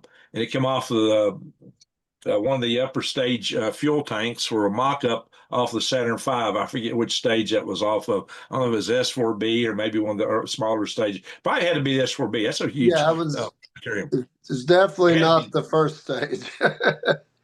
Yes, that's right. Stuhlinger, he was the father of electric propulsion. Yep. And well, he also came up with the first solar power satellite concept, and that is attributed often to Peter Glaser, but no, Stuhlinger had it first. And he did come up with the ion engine concept. Yeah. And being in Huntsville, I got to get to know him, but spent a lot of time with Dannenberg, Conrad Dannenberg, who developed, the A4, the V2 engine. That was one of his projects, and he came to Space America, watched our rocket test. He came out to my dad's and was part of our some of our rocket activity. And him and Jackie, his wife, were great. They were really plugged into our community. So we got to know some of these Germans. And I remember going to his house. He loved to talk about money and finances and the stock market. But I loved to try to pick his brain to say what really went down when you guys were out there in Fort Bliss, when y'all were doing the download. Hey, let me ask you a Dannenberg question. Do you know why the feed lines from the propellant tank to the V2 rocket motor were bent? You know why they bent them off? You notice they're all bent. Do you know why? Well, part of it had to do with stress relief. So they would. It was they kind of overdid it, but that's what it was all about. Right. Because when you're dealing with something, when you got cryogenic temperatures as cold as crap or getting hot, your material is going to expand or contract. And so they did that to give it relief to expand. And of course, now we got bellows and other things to deal with it. But that's why they did that. Not Dannenberg told me that. So I've actually I've carved his Christmas turkey a few times. Oh, that's pretty cool. Yeah, that's neat. Is that a metaphor or is that a real turkey? Carving. No. I've been in this house Christmas and carved his turkey. Cool. At least three times, maybe more. But I've known him since I was 19-year-old. Yeah, I always wanted to know really what went down with all the programs that were going on after during World War II with the Germans. I wanted to know what went down out in Fort Bliss, Los Alamos. As they're carving out the talent. And I would ask those kind of questions. I didn't get anything out of anybody, by the way. you know, Rutan, I asked him one time, I said, you know, you got the background there with Kelly Johnson, and, you know, you were a Lockheed test engineer, test engineer, actually. And I asked him about this UFO phenomenon. He said, well, he said, it's not what you think, is what he said. He wouldn't tell me what he knew, but he said, it's incredible, but it's not really what you think. So probably means, you know, a lot of cool government stuff. That's all I could get out of him. Yeah. So we've had some adventures. We've known a lot of people from way back. All the Germans are long gone. Right. They died a long time ago. But we got to meet. We still have a few of the old Apollo guys around. You know, like Richard Hoover. We still have a few of them around. Not many. They won't be around for long. They were my mentors, and when I was come out of work, you know, and when I started my engineering career, it was the guys that designed the Apollo systems, the guys that designed the Redstone rocket.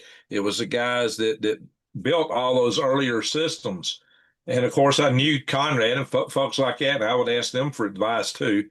And Conrad, you know, they would never shirk from giving you advice. They would. Yeah, and you know, they have young people too.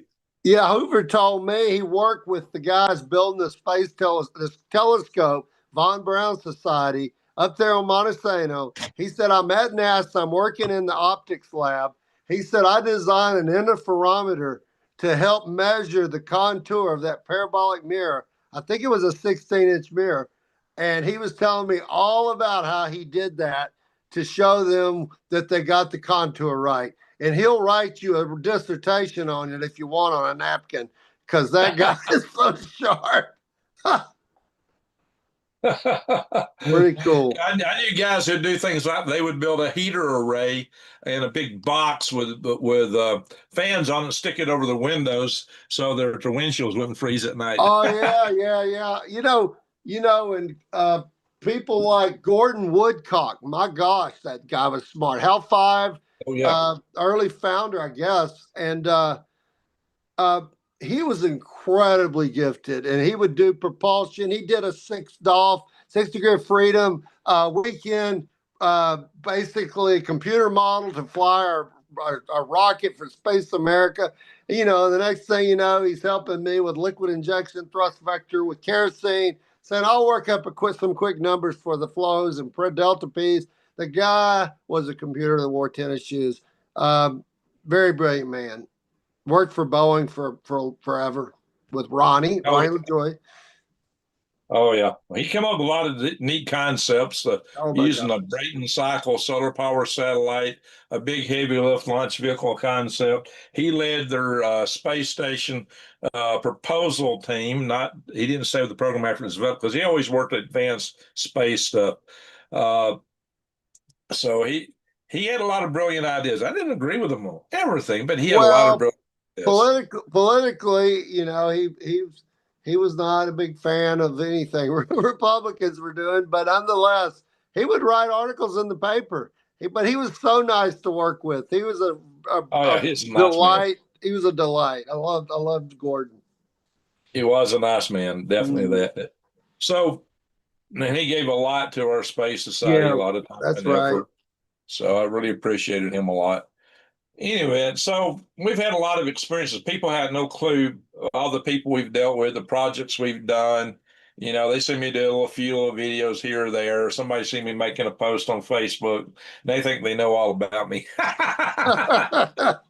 Yeah. They'll accuse me of this, that, and the other. It's like, you got no clue. Yeah.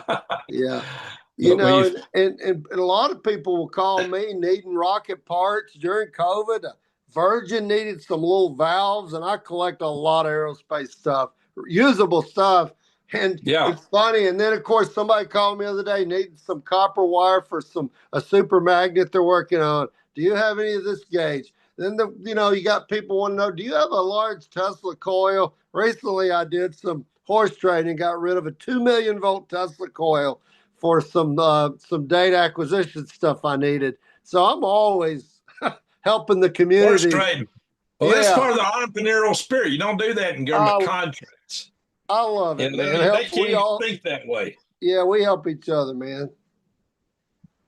So Tim and I go way back. We've had a lot of adventures and really risk our life and limb and fortunes uh, trying to build a better world in the end. Because, like I said, one of the reasons for the Halo program was for hands-on experience to get training and education for young engineers. And we had a lot of people came in, like from high school, and some of them were dang near deadbeats, but they kind of pulled their life together and went through college, and some of them got advanced degrees. They've done a lot of different work in aerospace. And, Tim, and we hired these people. yeah, They grew up and became amazing hands-on engineers. bingo. So we had real life educational experiences at work. We've had, the spinoffs. There were spinoffs from what we did. Virgin Galactic is a spinoff, you Right. can say. I don't put a lot of faith in them now, but this motor got behind me is the granddad of the engine they've got in their spaceship 2 or whatever they call it now. Yeah. And we've had, you sold them Ryan. A lot of our team went to work for Tim and Ryan Propulsion. He sold it to Dynetics. So Dynetics' aerospace team has got a lot of our. Well, they became the space division, the propulsion team. The Dynetics didn't have it. They didn't have an AS9100 quality system when they bought us. $250 million company. My nephew Phil Pickens, who put us in that business of AS9100, he was the guy who spearheaded Dynetics and Leidos. And I'm telling you, now he's a VP at another major company. Yeah, well, Dynetics had technically the best bid for a lunar lander, but they weren't accepted. It didn't have that big high center of gravity. I think technically it was hands down the best concept. It's too bad they didn't get selected. Yeah, they were a little too pricey on it. That was their problem. A little too pricey. Yeah, but well, so it's been a fun ride, Greg. If we later want to get deeper in any of these lanes, and if there's interest, we can certainly reconvene if you want. We can talk later. Tim and I can talk rocket stuff. We can talk whatever the business end of this stuff, the financial end. We both delved in that. Yeah. We can talk UAPs, antigravity a little bit. We don't want to go too deep into that, really. Well, because if we can't talk about it, we'll bring someone onto the podcast that will. Yeah. Well, I think I'll get Glenn Robinson on there. I love that idea. He is still actively working. He co-authored a paper with Ning Lee, our very first paper, by the way. Yeah. So Glenn is right now getting ready to make some incredible superconductors, and he'll tell you all about it and why this project is important. So I invite him on. He was real supportive back in our HAL 5 days. He was always there with us, urging us on. I think he worked in the same building as me back when I worked at NASA. Okay. I see him in 4203 all the time, so I assume he worked in that building. It's a big building. Well, Glenn built several of the superconductor discs for Ning Lee. That was Glenn. Yeah. So he knows that stuff. He has the furnace, he has dies, and he can build. He will build magnets for food. Yeah, we used to have T-shirts that it would say "We'll build rockets and spacecraft." Yeah. We used to have those shirts. We wore them for fun. Yeah, we wore them for fun. We'll build rockets and spacecraft for food. Yeah, that's right. Yeah. Steve Mistakes, his wife, Carrie, made those for us. And Steve, we lost him. He passed away. He was a great rocket engineer, really good at design stuff. I could call Steve at any time, any hours. Steve, how do you do this? And boy, he'll whip out an answer. He never fussed, never grumbled. He was just an awesome guy. Yeah, he was he was a chief engineer for me. And, when I saw some people at Steve's funeral, there was actually some people out at a major rocket company, and they said Steve was a Da Vinci as far as they were concerned. For them, a breakthrough Steve made with some propulsion technology, they told me this is the president of a major company, and he said Steve was paramount, and that's why we're here at his funeral. We appreciate Steve tremendously, but he couldn't talk about some of his work he was doing. Steve was incredibly talented. Absolutely. And I honestly, if he was still alive, I'd probably call him from time to time still to pop a question to him. He never hesitated. He would just, you'd ask him anything, he'd jump on it right then. He'd just be all, and he would give you an answer, and it would be a good answer, and it wouldn't take him long either. Yeah. You know, when I first met Steve, he was doing a little steam rocket, and they didn't want him firing it in the lab at the university. He was a student. And I had a 15-foot tall steam rocket I built before I met Steve, and it was 55 pounds, and it held 22 pounds of water. And I said, Steve, after I got to know him, I said, I will sell you mine for $1 for the day. And he went over there at University of Alabama, ran the generator, pumped it up, ran it with steam. I think that thing probably hit 2,000 feet that day, had a 15-foot chute. It about landed in the parking lot, swinging, about to take cars out, and it was a perfect flight. I stood across the street with Dave Christensen, and I said, who's the idiot over there launching a big rocket on the university property? And we just laughed, and I ran from that because I knew the police were going to show up. And but that's how I ended up. Steve got to finish his senior project with the data and stuff that I gave him from that project. Steve, you mentioned Dave Christensen. Dave started the very first direct support contract with the Marshall Space Flight Center. He started the company. He had the very first, they don't have enough engineers and people at NASA to do everything, and NASA's got a lot of limitations. So and that's how I worked most of my career, was a direct support contractor, and either engineering or later in the safety realm, which is also just another form of engineering. But, I was involved in a lot of design work and other stuff, but I was always at NASA where I was working direct support contract. But Dave Christian started the very first company that did that at the very inception of NASA. You didn't know that? Well, yeah. Well, I knew he helped write. He was one of the authors of Stages to Saturn. His name's listed right there. Yeah. He was in a lot of books. Mitch Sharp was one of the main writers, by the way, Mitchell Sharp. And I knew him. I used to work on his Volkswagen for his daughter. And that's how I met Mitch and would go to his house.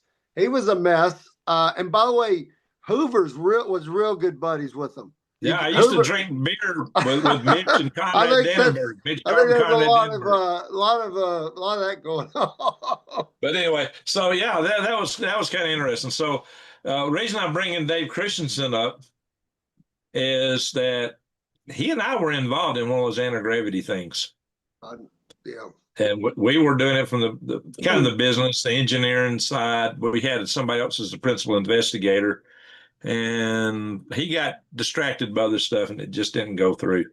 But if people want to think about it being serious, when you got a guy who the whole time I knew Dave, when I first met him, he was running a solar power satellite conference in University of Alabama in Huntsville. I think he was a professor there at the time.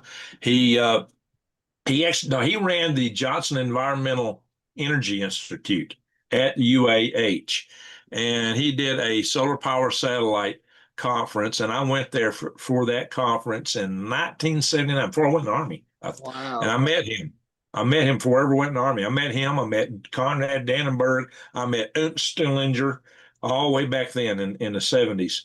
And Dave and I have been friends for a long time. Dave was always, after that, when I came back, he was always one of the top managers in a big aerospace corporation. And he had been a serious engineer. He designed a lot of stuff, including he was designing an airplane. He built a lot of things. Very knowledgeable, very helpful guy. And for those that don't understand, yes, Christian, very devout. A lot of people think everybody that's working around NASA is not Christian or something. I don't know where they get that idea. Do you, Tim? A lot of people not at all. We knew a lot of my mentor in my first job was a deacon, a lot of really religious people at Marshall Space Flight Center. So a lot of people don't understand that. But anyway, so Dave and I were actually, so just the reason I bring it up is if a guy like Dave is convinced to get involved in a potential anti-gravity venture, then you know that it's got something to be interested in. Oh yeah. And that's why I bring that. And by the way, something to be interested. he never gave me any details. And I ended up with this couch when he moved to Texas and a few other things he handed me. And so I was at his lab, his house and his garage and upstairs in his lab, his study, he called it. But 100%. And by the way, he was very impressed with whatever y'all were doing, excited, but he said, I can't talk about it. Well, I ain't talking about it. I bugged him. Yeah, I bugged him and said, what are you doing, man? What kind of tech? And I'll be talking about it either. I don't think you've ever told me the details, Greg. No, I don't talk about it. I mean, we played with it, but that's enough. That's the end of this discussion. Okay. We played with it. Well, one of the things that we did worry about was how to release the information. I had a plan. I had a public release plan so that we could release this stuff, go public without being shut down by the government. A dead hand switch. I had as a multidimensional plan.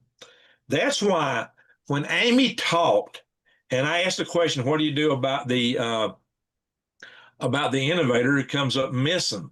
I remember you saying that. Yep. The reason I asked that is because it's something I worked on, something I've been worried about. And a bunch of idiots that watched that video say, oh, look, he sold her fate. He had something to do with it. No, that's idiotic reply, and Amy thought the world of me. But that was nuts that somebody would think that, because I was worried about that, because we'd already long known if you work in this field, it's very dangerous. Very dangerous. Yeah. And so if you're going to develop something, how do you get it out? How do you develop it and get it out without the government making you go black or putting you underground? And people don't understand, Greg, that the government you don't have a right to own a patent for any technology you come up with. There are some technologies that you absolutely will be denied because it is a matter of national security. Or it's in a lane. It's in a lane that will absolutely affect some things, and you will be denied and even possibly have to sign some waivers and some things, not waivers, but some. So there are people that invent things. They invent things. Their invention gets classified, and they don't even have access to it anymore. Yeah, that's right. And these are not. This isn't hearsay, you guys. It's a fact, and it goes on all the time. It's not the government is they're protecting the interests. That's the thing. Nowadays, if something goes black, even in Congress, they're like, well, we can't talk to you about it. We'll have to go in a skiff. Can you go in a skiff? So we see this every day in politics, don't we, Greg?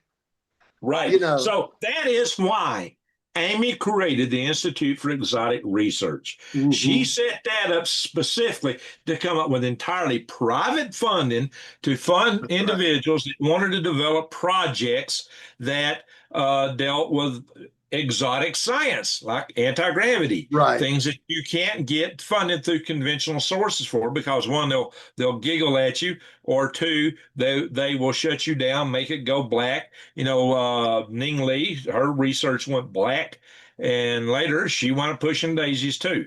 So this was why she created this, she knew there were a lot of people with a lot of ideas out there. And what we were doing in that first presentation, it was her first time she went public, and nobody would have ever saw that if I hadn't recorded that. That's on this channel. That video's now. I've seen other channels pirate my video. I'll probably want to sue to get them taken down for that. They pirated my video, and they're doing, because YouTube hates me. They do better with my video than I did. It's like, really, Greg? Why didn't we have better audio for the Amy? The audio could have been a little better, couldn't it? You know what was going on, don't you? I forget, man. Somebody did something and didn't do something right. No. I'll tell you what happened. How many meetings have we had at the Huntsville Library? A lot, but you know, every month. Yeah, Oh, yeah. hundreds probably. Oh yeah. Yeah, hundreds. You know, it's a library. What's a library known for? Being quiet. Right. On this one occasion, never before and Oh never yeah. after, they schedule some kind of construction in the adjacent room. Oh wow. Yeah. We were told there was construction going on. Now, you and I both have built things. Do you run a jackhammer or do you run an impact drill constantly? No. Ever? No. You got to set it down, get some more screws, Yeah. come and run it, or you got to measure something, you got to cuss. It was constant, nonstop, nonstop through her entire presentation. I I have had never. to, I had to rib you. I wanted to rib you about it. Yeah, I was everybody wanting to keeps blame asking about you. that. Yeah, everybody keeps fussing about that in the comment section. But that in and of itself may be evidence of the very first harassment that went toward Amy. That's all I can think about now. Why would they have scheduled construction in a library that's supposed to be quiet during open hours in the room adjacent to us? We never saw it. Never saw the results of it later in like a new room open or something like that. Nope. And the whole time, it's not occasional like you would do if you really were building something. It was constant throughout the entire meeting. Yeah. It was very disconcerting for everybody there, but we continued with the meeting because the information was very interesting. And what I was going to say is what Amy was presenting was just a snapshot of all the different people that's played with these technologies in the past. It's not to say this was good or that was good. It was really just a summary of people that have dealt with these things. But the real purpose of it was to, one, bring in funding for her institute, and two, to bring in the researchers and match them together to give them the opportunity to develop something outside the constraints of everyday science and the constraints they put on things and the constraints of the government and the big corporations. It was a totally independent, privately funded venture. She did get private funding. She did find researchers. She was involved in research herself. And that was very, very interesting that she did that. That's why I asked her the questions I asked. And I was asking about, if you saw my questions, they were more business related. Why? Because I run the business end of this stuff too. I'm an engineer, but you know I've done the business side, and that's sometimes the hardest thing to come up with. Well, how do you actually finagle this with the money? How do you actually make sure that you don't disappear? I want to know what her plan was. But I thought maybe she had a better idea than what I'd already cooked up. I'd already worked on that problem. That's why I asked that question. But the sound, I believe that was the first sign of harassment. I believe that was really it. They heard about this program, and somebody did, and they just decided to generate, because I never seen noise like that, and that kind of noise literally don't make any sense for construction. Because I built things, you built things, and I've been on work sites. I have never heard anybody continuously go. Well, they certainly wouldn't have scheduled it during the library time. Bingo. Bingo. Yeah. So there's two things: scheduled during library hours. The sound goes on continuously the whole time, and never happened before, and never happened since.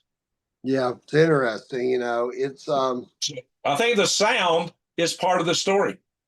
Yeah, you know, it's interesting for sure. You know what blew me away is really how many people showed up from Huntsville and took Amy serious. I mean, there were some hard hitters, and there was standing room. You know, this unknown person's coming to talk about anti-gravity and Ningley and the history of advanced things like she was working on.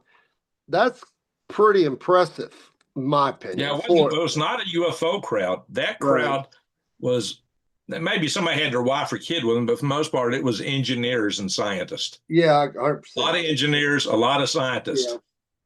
You know, when I was at the UAP conference, the first one they had with Lou Elizondo and all those guys, Amy was there with her dad, and the Hal Putoff was there. I got to meet some of these other people that you see in the news. That was quite an event too, and lot of networking going on. I was very impressed that Huntsville, Alabama was bringing out that kind of crowd for this topic. Because, you know, it's kind of an embarrassment historically. You're talking about anti-gravity. We're real physicists, you know, we're real this and that. But, you know, people like Eric Weinstein nowadays, he's come a long way in the last 5 years from being pure skeptic to, wow, you know, talks about the Bravo, the hydrogen bomb, and some overyield stuff that happened, and the rewriting of the basically the boondoggle they put out there with string theory. And now, if you go to Grok or any of the AI and say, you know, what practical application and research came out of the string theory, and it will say pretty much nothing. And that's what Eric Weinstein's talking about. He's been doing some interesting podcasts with Hal Puthoff and others, and he really believes. You got some relatives in the chat room, Jeannie Schrader. Oh yeah, my sister, she's awesome. Yeah, Yeah, shout out to Jeannie. Yeah, Tim's got an awesome family. They always made me feel like a part of their family. Yeah, I hadn't seen her in a while, man. It's been a long while actually. I remember I was eating next door to a Chinese restaurant with Homer Hickam, and I said, "You got to meet my sister." We went over there, and my sister loves to hug and talk, and I didn't think we were ever going to get out of there. That's Jeannie. Hey, which one of your sisters played in Walking Tall? That's Jeannie. Jeannie, That's final what I thought. chapter. She was going to be the new secretary that didn't stab Buford Busser in the back. You know, they were skeptical to have a pretty girl, and in fact, they kind of said as she was walking out, she turns and says, "I sure hope I get the job, Sheriff." And then the guys went, "Well, looks and everything, Buford," because they were really not wanting a pretty girl again because she stabbed him in the back. It was a big deal for us family to watch her be in a movie. It's a big deal. It's cool. Oh, I bet. Well, and Tim, you and I both had plenty of TV time. Yeah, we never went looking for any of it. People would call us to say, "Hey, are you that nut on the bike? Are you that nut with a jetpack? And can we talk to you?" I was on the Daily Show, Jon Stewart's show, went on Inside Edition, me and my daughter, New York. I mean, we did a lot of fun stuff. It was so much fun. Magazines. It was so much fun.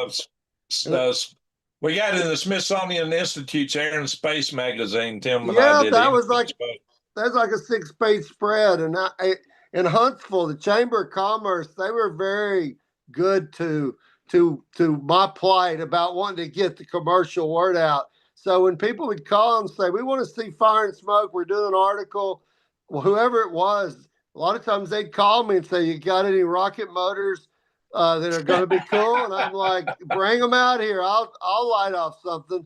And we had a good time, man. One of your workers took one of the rocket motors he got from you and went over to what's that Pawn Stars show? Yeah. Oh yeah, I gave that to Zach and said, "You're going to be on Pawn Stars," and he said, "I said, here's a gift for you working for me. Good luck." And he says, I don't want to give away this." I said, "Just ask more than it's worth. You'll end up getting on there to cook hot dogs for Chumley." And he did. He got on there, and that's Zach, and he's a good guy. Me and him did the jetpack together for Mad Scientist. Oh yeah, we used to cook hot dogs with rocket motors. Seriously. Yeah, pickles, whatever, man. We had a good time, man. Hey, we're not dead yet, Greg. We still have these toys. I got engines from Bell X1, X2, X15. I got a lot of cool toys, Greg. You need to come see me when you're not out in the desert. Well, you got to come out here one day. I'm going to do it. You're 3 miles from 3 hours from the Grand Canyon, right? That's right. All right, it's a deal. 3 hours from Grand Canyon, about an hour from Petrified Forest, at least the entrance. The edge of the forest is a lot closer to me. Yeah. And I get petrified wood here a little bit. Not big logs. You going to take us orb hunting? Orb hunting. Yeah, Well, you this. Hey, it was real close to here where Travis, what was his name? Travis. I get all my Travises because Travis Taylor and Yeah. there's Travis Walton. Travis Walton supposedly got abducted right close there, and he lives in Snowflake. Oh wow, yeah. Yeah, he's a local. He lives in Snowflake. Interesting. So Yeah. who knows, man? Well, Tim and I actually thought about creating a show to go either Bigfoot hunting or UFO hunting. I think Remember the that? UFO hunting would be a lot more fun because there's a lot of things up in the sky we could call a flying saucer. The Bigfoot is kind of hard to fake it.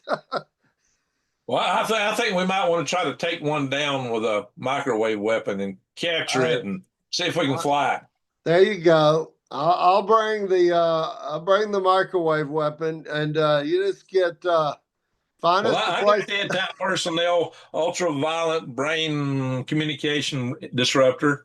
So Okay, all right, that's a deal. we can bring down their craft. We can disrupt their mental telepathy systems, and we'll just take over.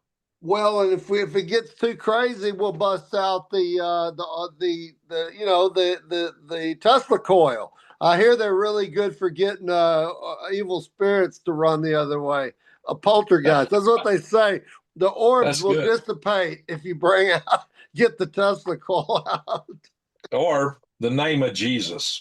That'll do it every time. It works. Uh, Yeah, Eddie, but my buddy Eddie Boy, who I've actually been over his place. He's taking me out to dinner. He's a local, he's a real good guy. He's talking about the name of the book, the movie associated with Travis Walton. It is Fire in the Sky. oh yeah, I've got that movie. Fire in the DVD. Sky. Yeah. Well, Mhm. that occurred right over close to here. And Wow. he lives in Snowflake. I think it's closer to probably closer to where Eddie lives. Why don't you bring him on your podcast? I have a feeling. I don't know if he's pretty quiet. He don't like to talk. Maybe I will one day. Yeah, I can catch him. that'd be cool. That'd be a lot of fun if I can get him to do it. I know he has done some things publicly, but he really don't like to talk about it because it was not a pleasant situation. Yeah. And that's why I tell people that that's why I don't buy anything Stephen Greer says. Yeah. Some people think that they're nice and wonderful. I don't. I agree with that. Whatever it is, if it's truly advanced, we have nothing to offer. No. We're trouble. Jenny says we love our little brother Tim. Oh, she's sweet. See, I can't see those comments. I'm live on the She said Zoom. Greg and family. Yeah, I've always streamed. I went over to your birthday party one time at the skate center. That wasn't too long ago. That was what? No. 3 years ago, maybe. Yeah, but something like that. So That was yeah, a lot of fun. it was a family event, and I was invited to it. So Well, that was nice. Yeah. Their dad used to love my pecan pies, but Mel and my wife, she pulled a big party, a surprise party, and I didn't know any of that was going on, man. And it was so awesome to have all these rocket people and family and friends. It's really neat.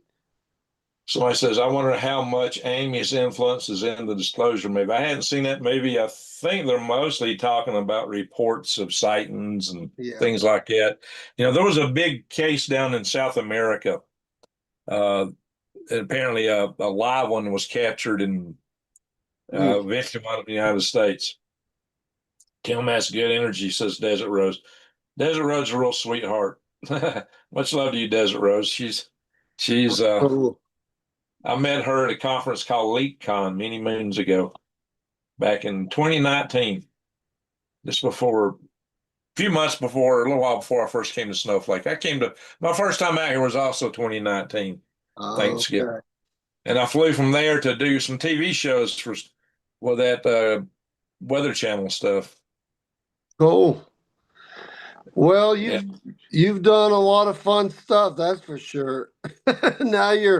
Now you need to come back and see us in Alabama, man.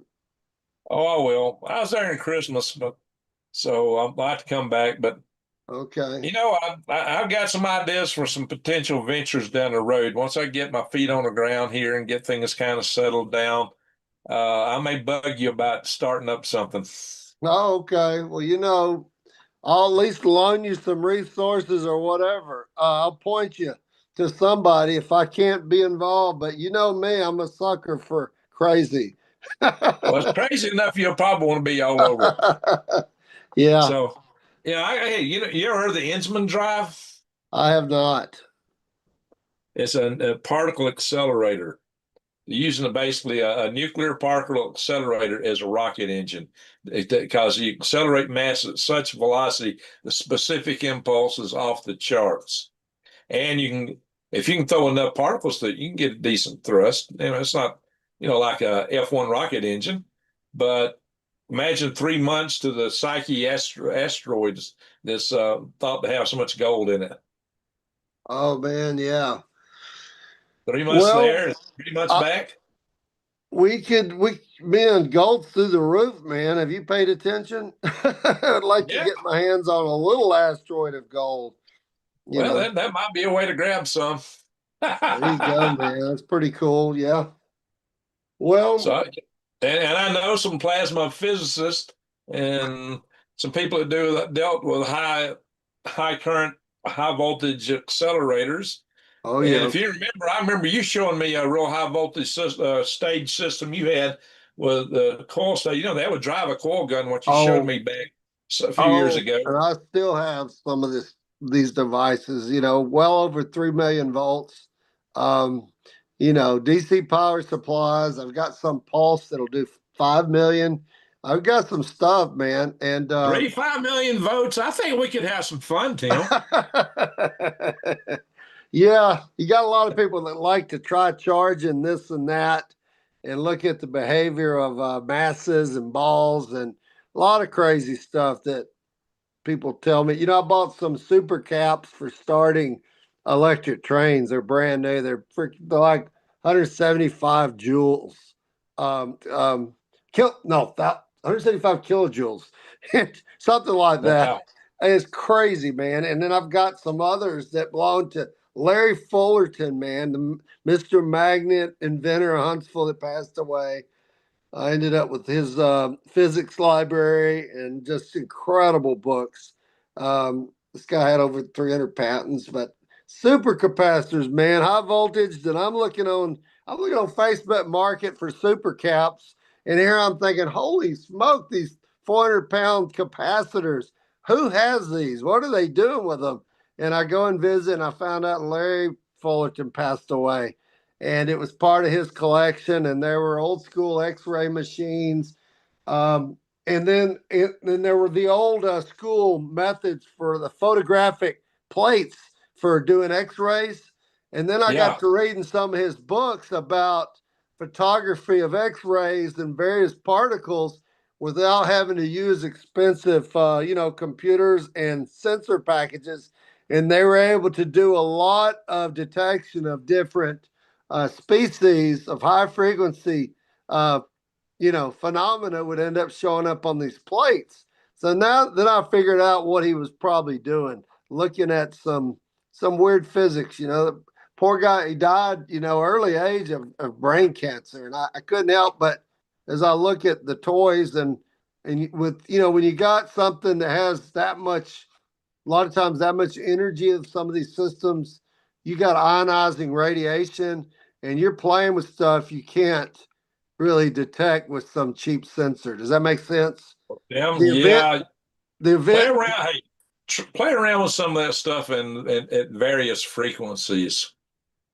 Just play around with it. Change your frequencies and observe the effects. yeah, but Space time is can be described in physics with something called a state equation. A mhm. state equation is a multidimensional, like 3D algebra, matrix algebra. If I don't know if you ever did matrix algebra, you can do matrix algebra with partial differential equations. And that is really what a state equation is, a multidimensional equation of partial derivatives, basically describing the states of all the different energy fields in a system and the gradients. That's how the energy fields drop off. And gradients in energy is what makes a difference in pressure, which makes things move. For example, it provides force.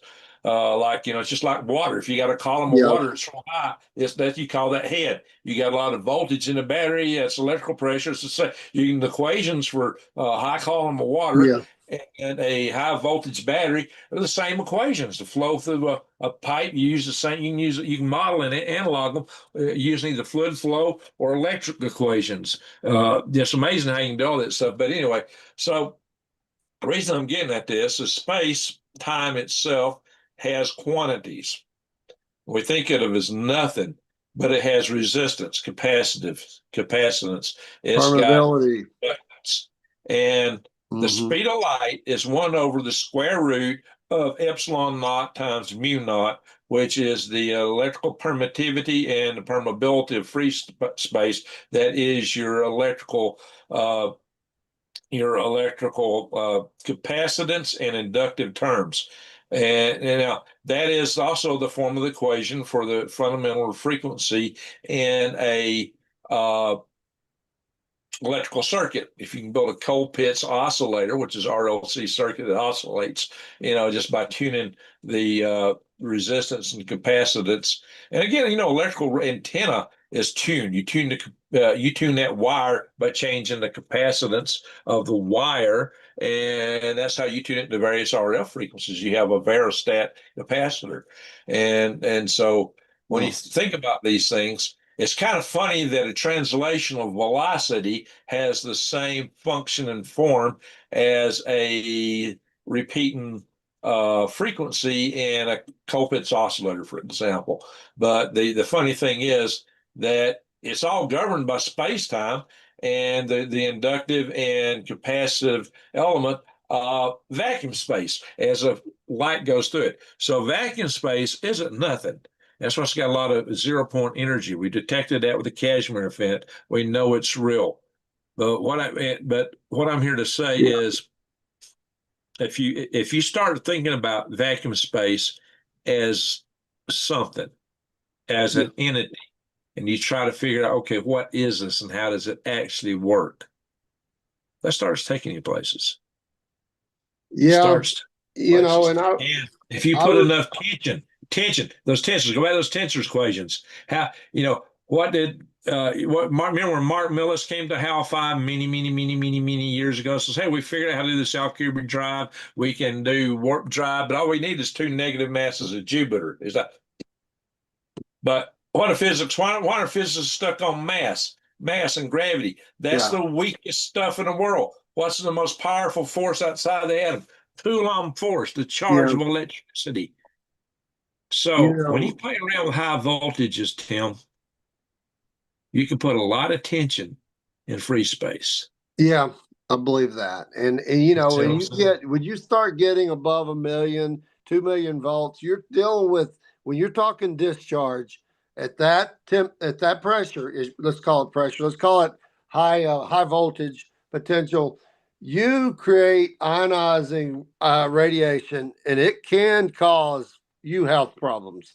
And being exposed to too much of that. And that's the thing. People can afford to play with some amazing technology at home.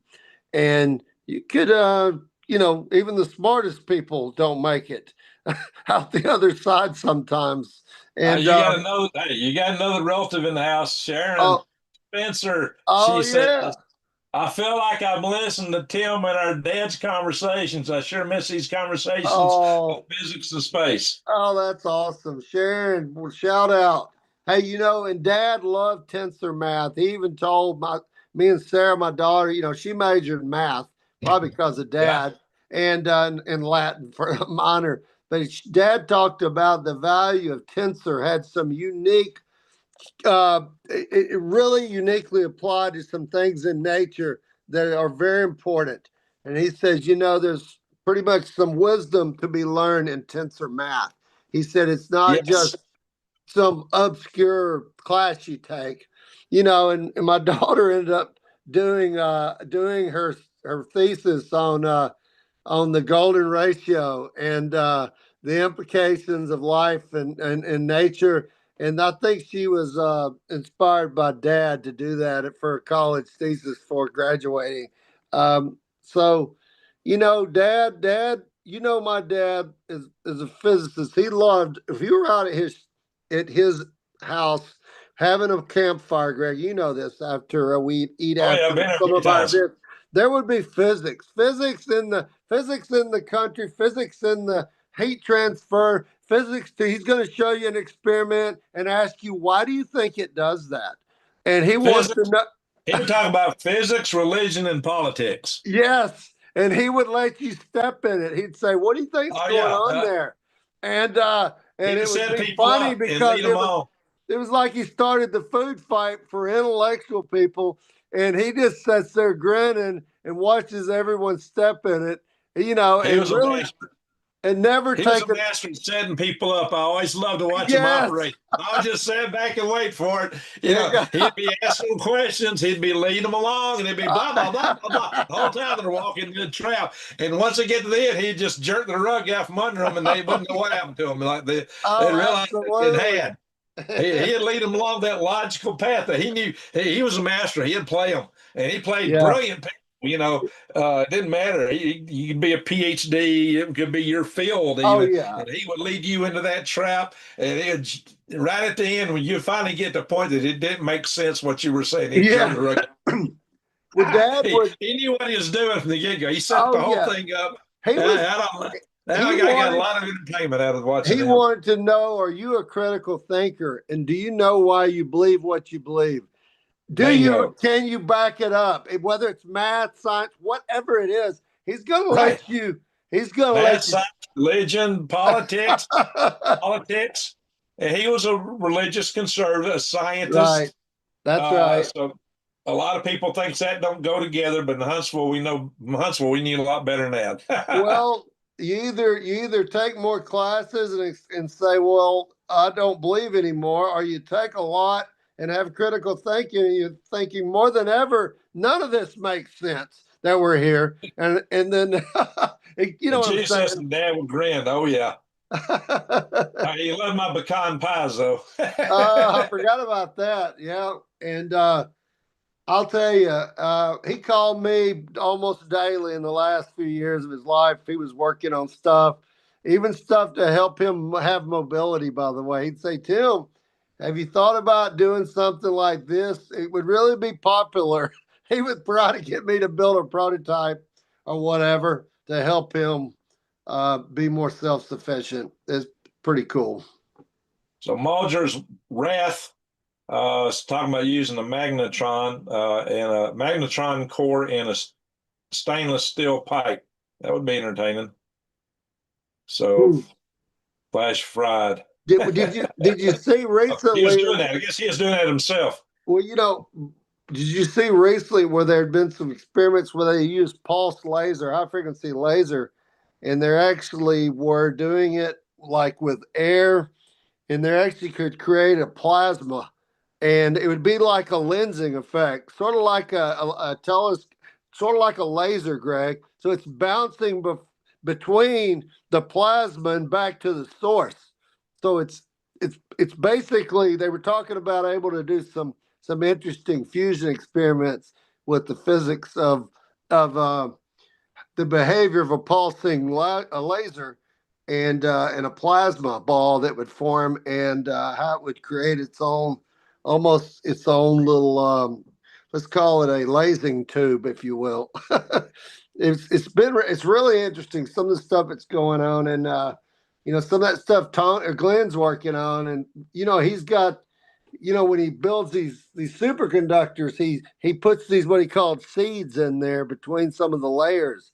It has to do with that Josephine junction they have to create to make these superconductors effective. But there was a Josephine Johnson. Okay. Yeah, so there was a pretty smart physicist that came out of the day, and he says, if you do this just right, he said, when this superconductor, when you have these electrons and their behavior, what you can create are small gravitons. He said there are, depending on how you lay those up, when you're making superconductors. And I'd love to talk to Glenn about some of that and his thoughts on, because this, you know, he made a lot of these things for Dr. Ning Lee, but Oh, yeah. apparently there's some real magic that comes in play if you do the seeding between the layers just right. In other words, there are some secondary physics that you would kind of mind-blowing stuff. It's not, you know, probably not textbook stuff. So I got to talk to Glenn about that.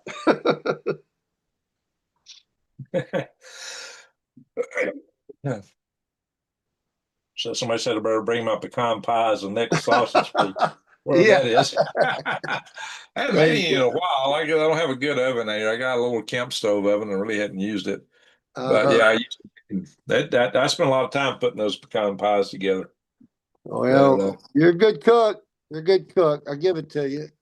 Well, I was a Mr. Mom. I raised 2 kids at home. You know, when we were doing all our crazy rocket stuff on the side, I was working and full-time job, had kids at home, was trying to start a company and doing the business side, doing the technical side, and still showing up in the shop, you know, and doing the project management, program management, and trying to raise money, keep us going. I'm glad you slowed down, I only Greg. slept 2 hours a night. There was years. I'm glad you've slowed down and focused a lot more on your day job.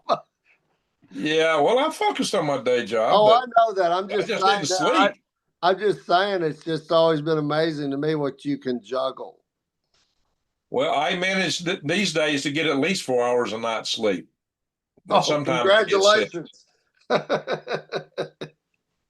So, yeah, I figured out about, I think it was about 10, 15 years ago. I was sitting with my brothers back when both of them were still alive. It would have been probably 10 or 15 years ago. And I figured out I already had, now one of them was 8 years older than me, one of them was 10 years older than me, and I figured out I had more waking hours than even my oldest brother. Wow. That's crazy, man. So, you know, we basically ran 2 full-time simultaneous careers. And I've done it for decades. Now, part of it was I did also space policy and space activism. But if you think about it, you know, at my age, I'm, you know, 66. I started this stuff when I was basically a teenager. So, you know, if you look at it that way, I probably got 100 years of experience. Yeah, it's impressive, man. Yeah, very crazy. So I get people telling me a lot of stuff. It's like, you got no damn clue. People think they know who I am. They got no clue. Yeah. Well, Greg, I don't want to put everybody to sleep tonight, including, you know. Yeah, it's late your time now. Yeah, it's pretty late. But this was a lot of fun. Well, I figured we'd go. I was afraid we'd go long because when you and I get started, it's hard to stop. Ain't that the truth? You got sisters in the chat room here, and oh yeah, Veronica. She met you before. She's in the chat room here. You met her. Okay, cool. Yeah, the name. She's one of our old Space Society people. Oh yeah, she man. Gave me a lot of support in the policy committee when I was chairman of the policy committee.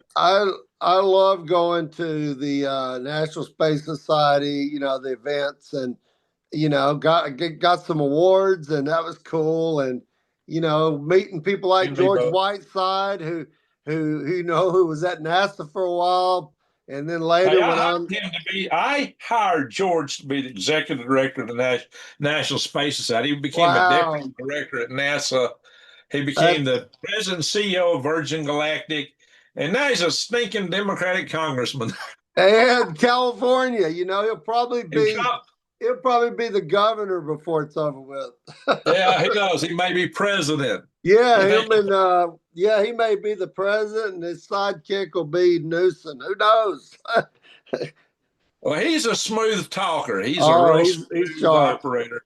He's sharp. That's why I say he may wind up being president one of these days. Oh yeah. You think he'll speak to us then? Oh yeah. I mean, I sent him a note about a year ago about some stuff I do with Virgin and other stuff. And he gave me some good advice. You know, he went to Georgetown. That's where his dad was a professor. You know, wrote quite a bit of Keynesian economic stuff. I've read up a good bit on, I remember taking that in college. I'm not a friend of Keynesian economics. Yeah. I'm no real fan of that.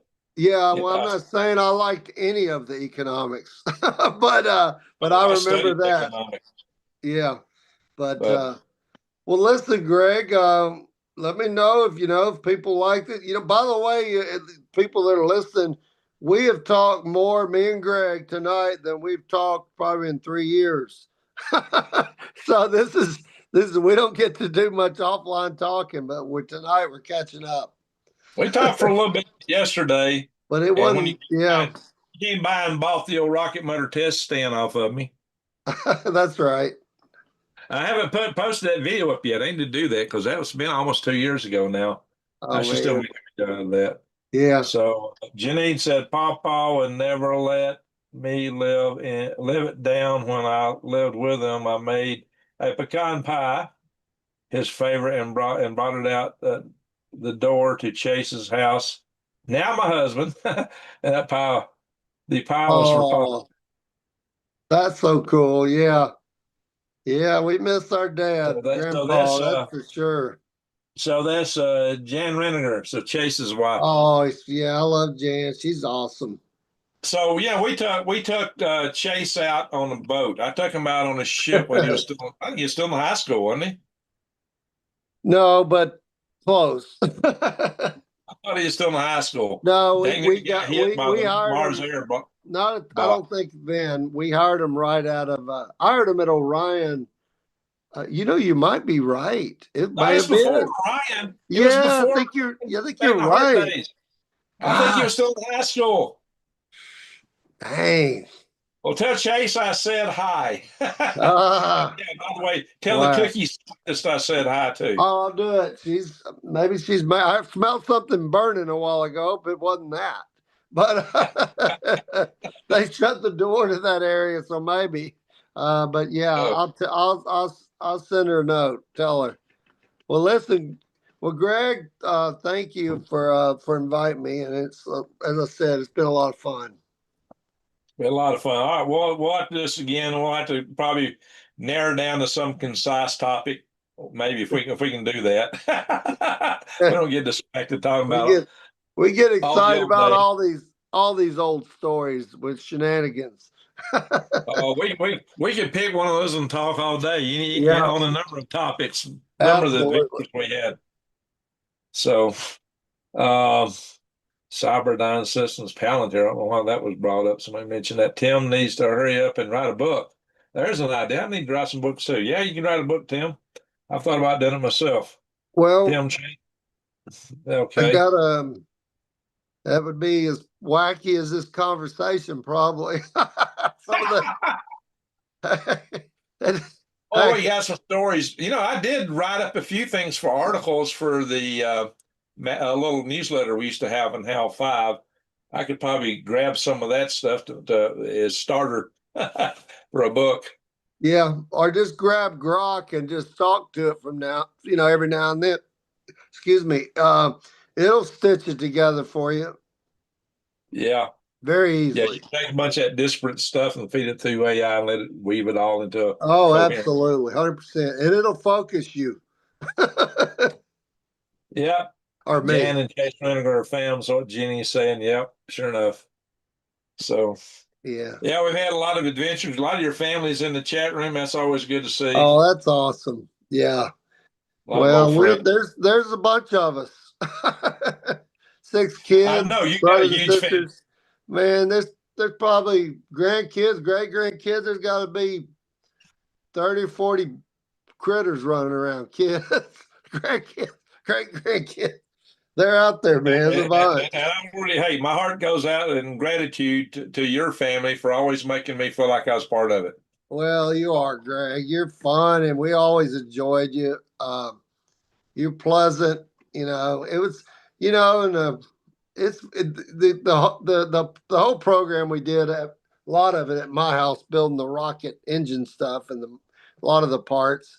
That was a lot of fun. That went on from 1994 to almost up 2000. So that was family, man. A lot of good memories. Real Yeah, good and then stuff. we did the X Prize stuff, and we Oh, yeah. were pretty active up to 2004. So we had a 10-year run of just a lot of interesting times. Absolutely. You know, and we look back, unfortunately, we've lost a lot of friends and family, and Yeah. you know, we're not spring chickens, man. We're not spring pickens. Huh? So we're not spring pickens anymore. Spring Pickens. Chickens.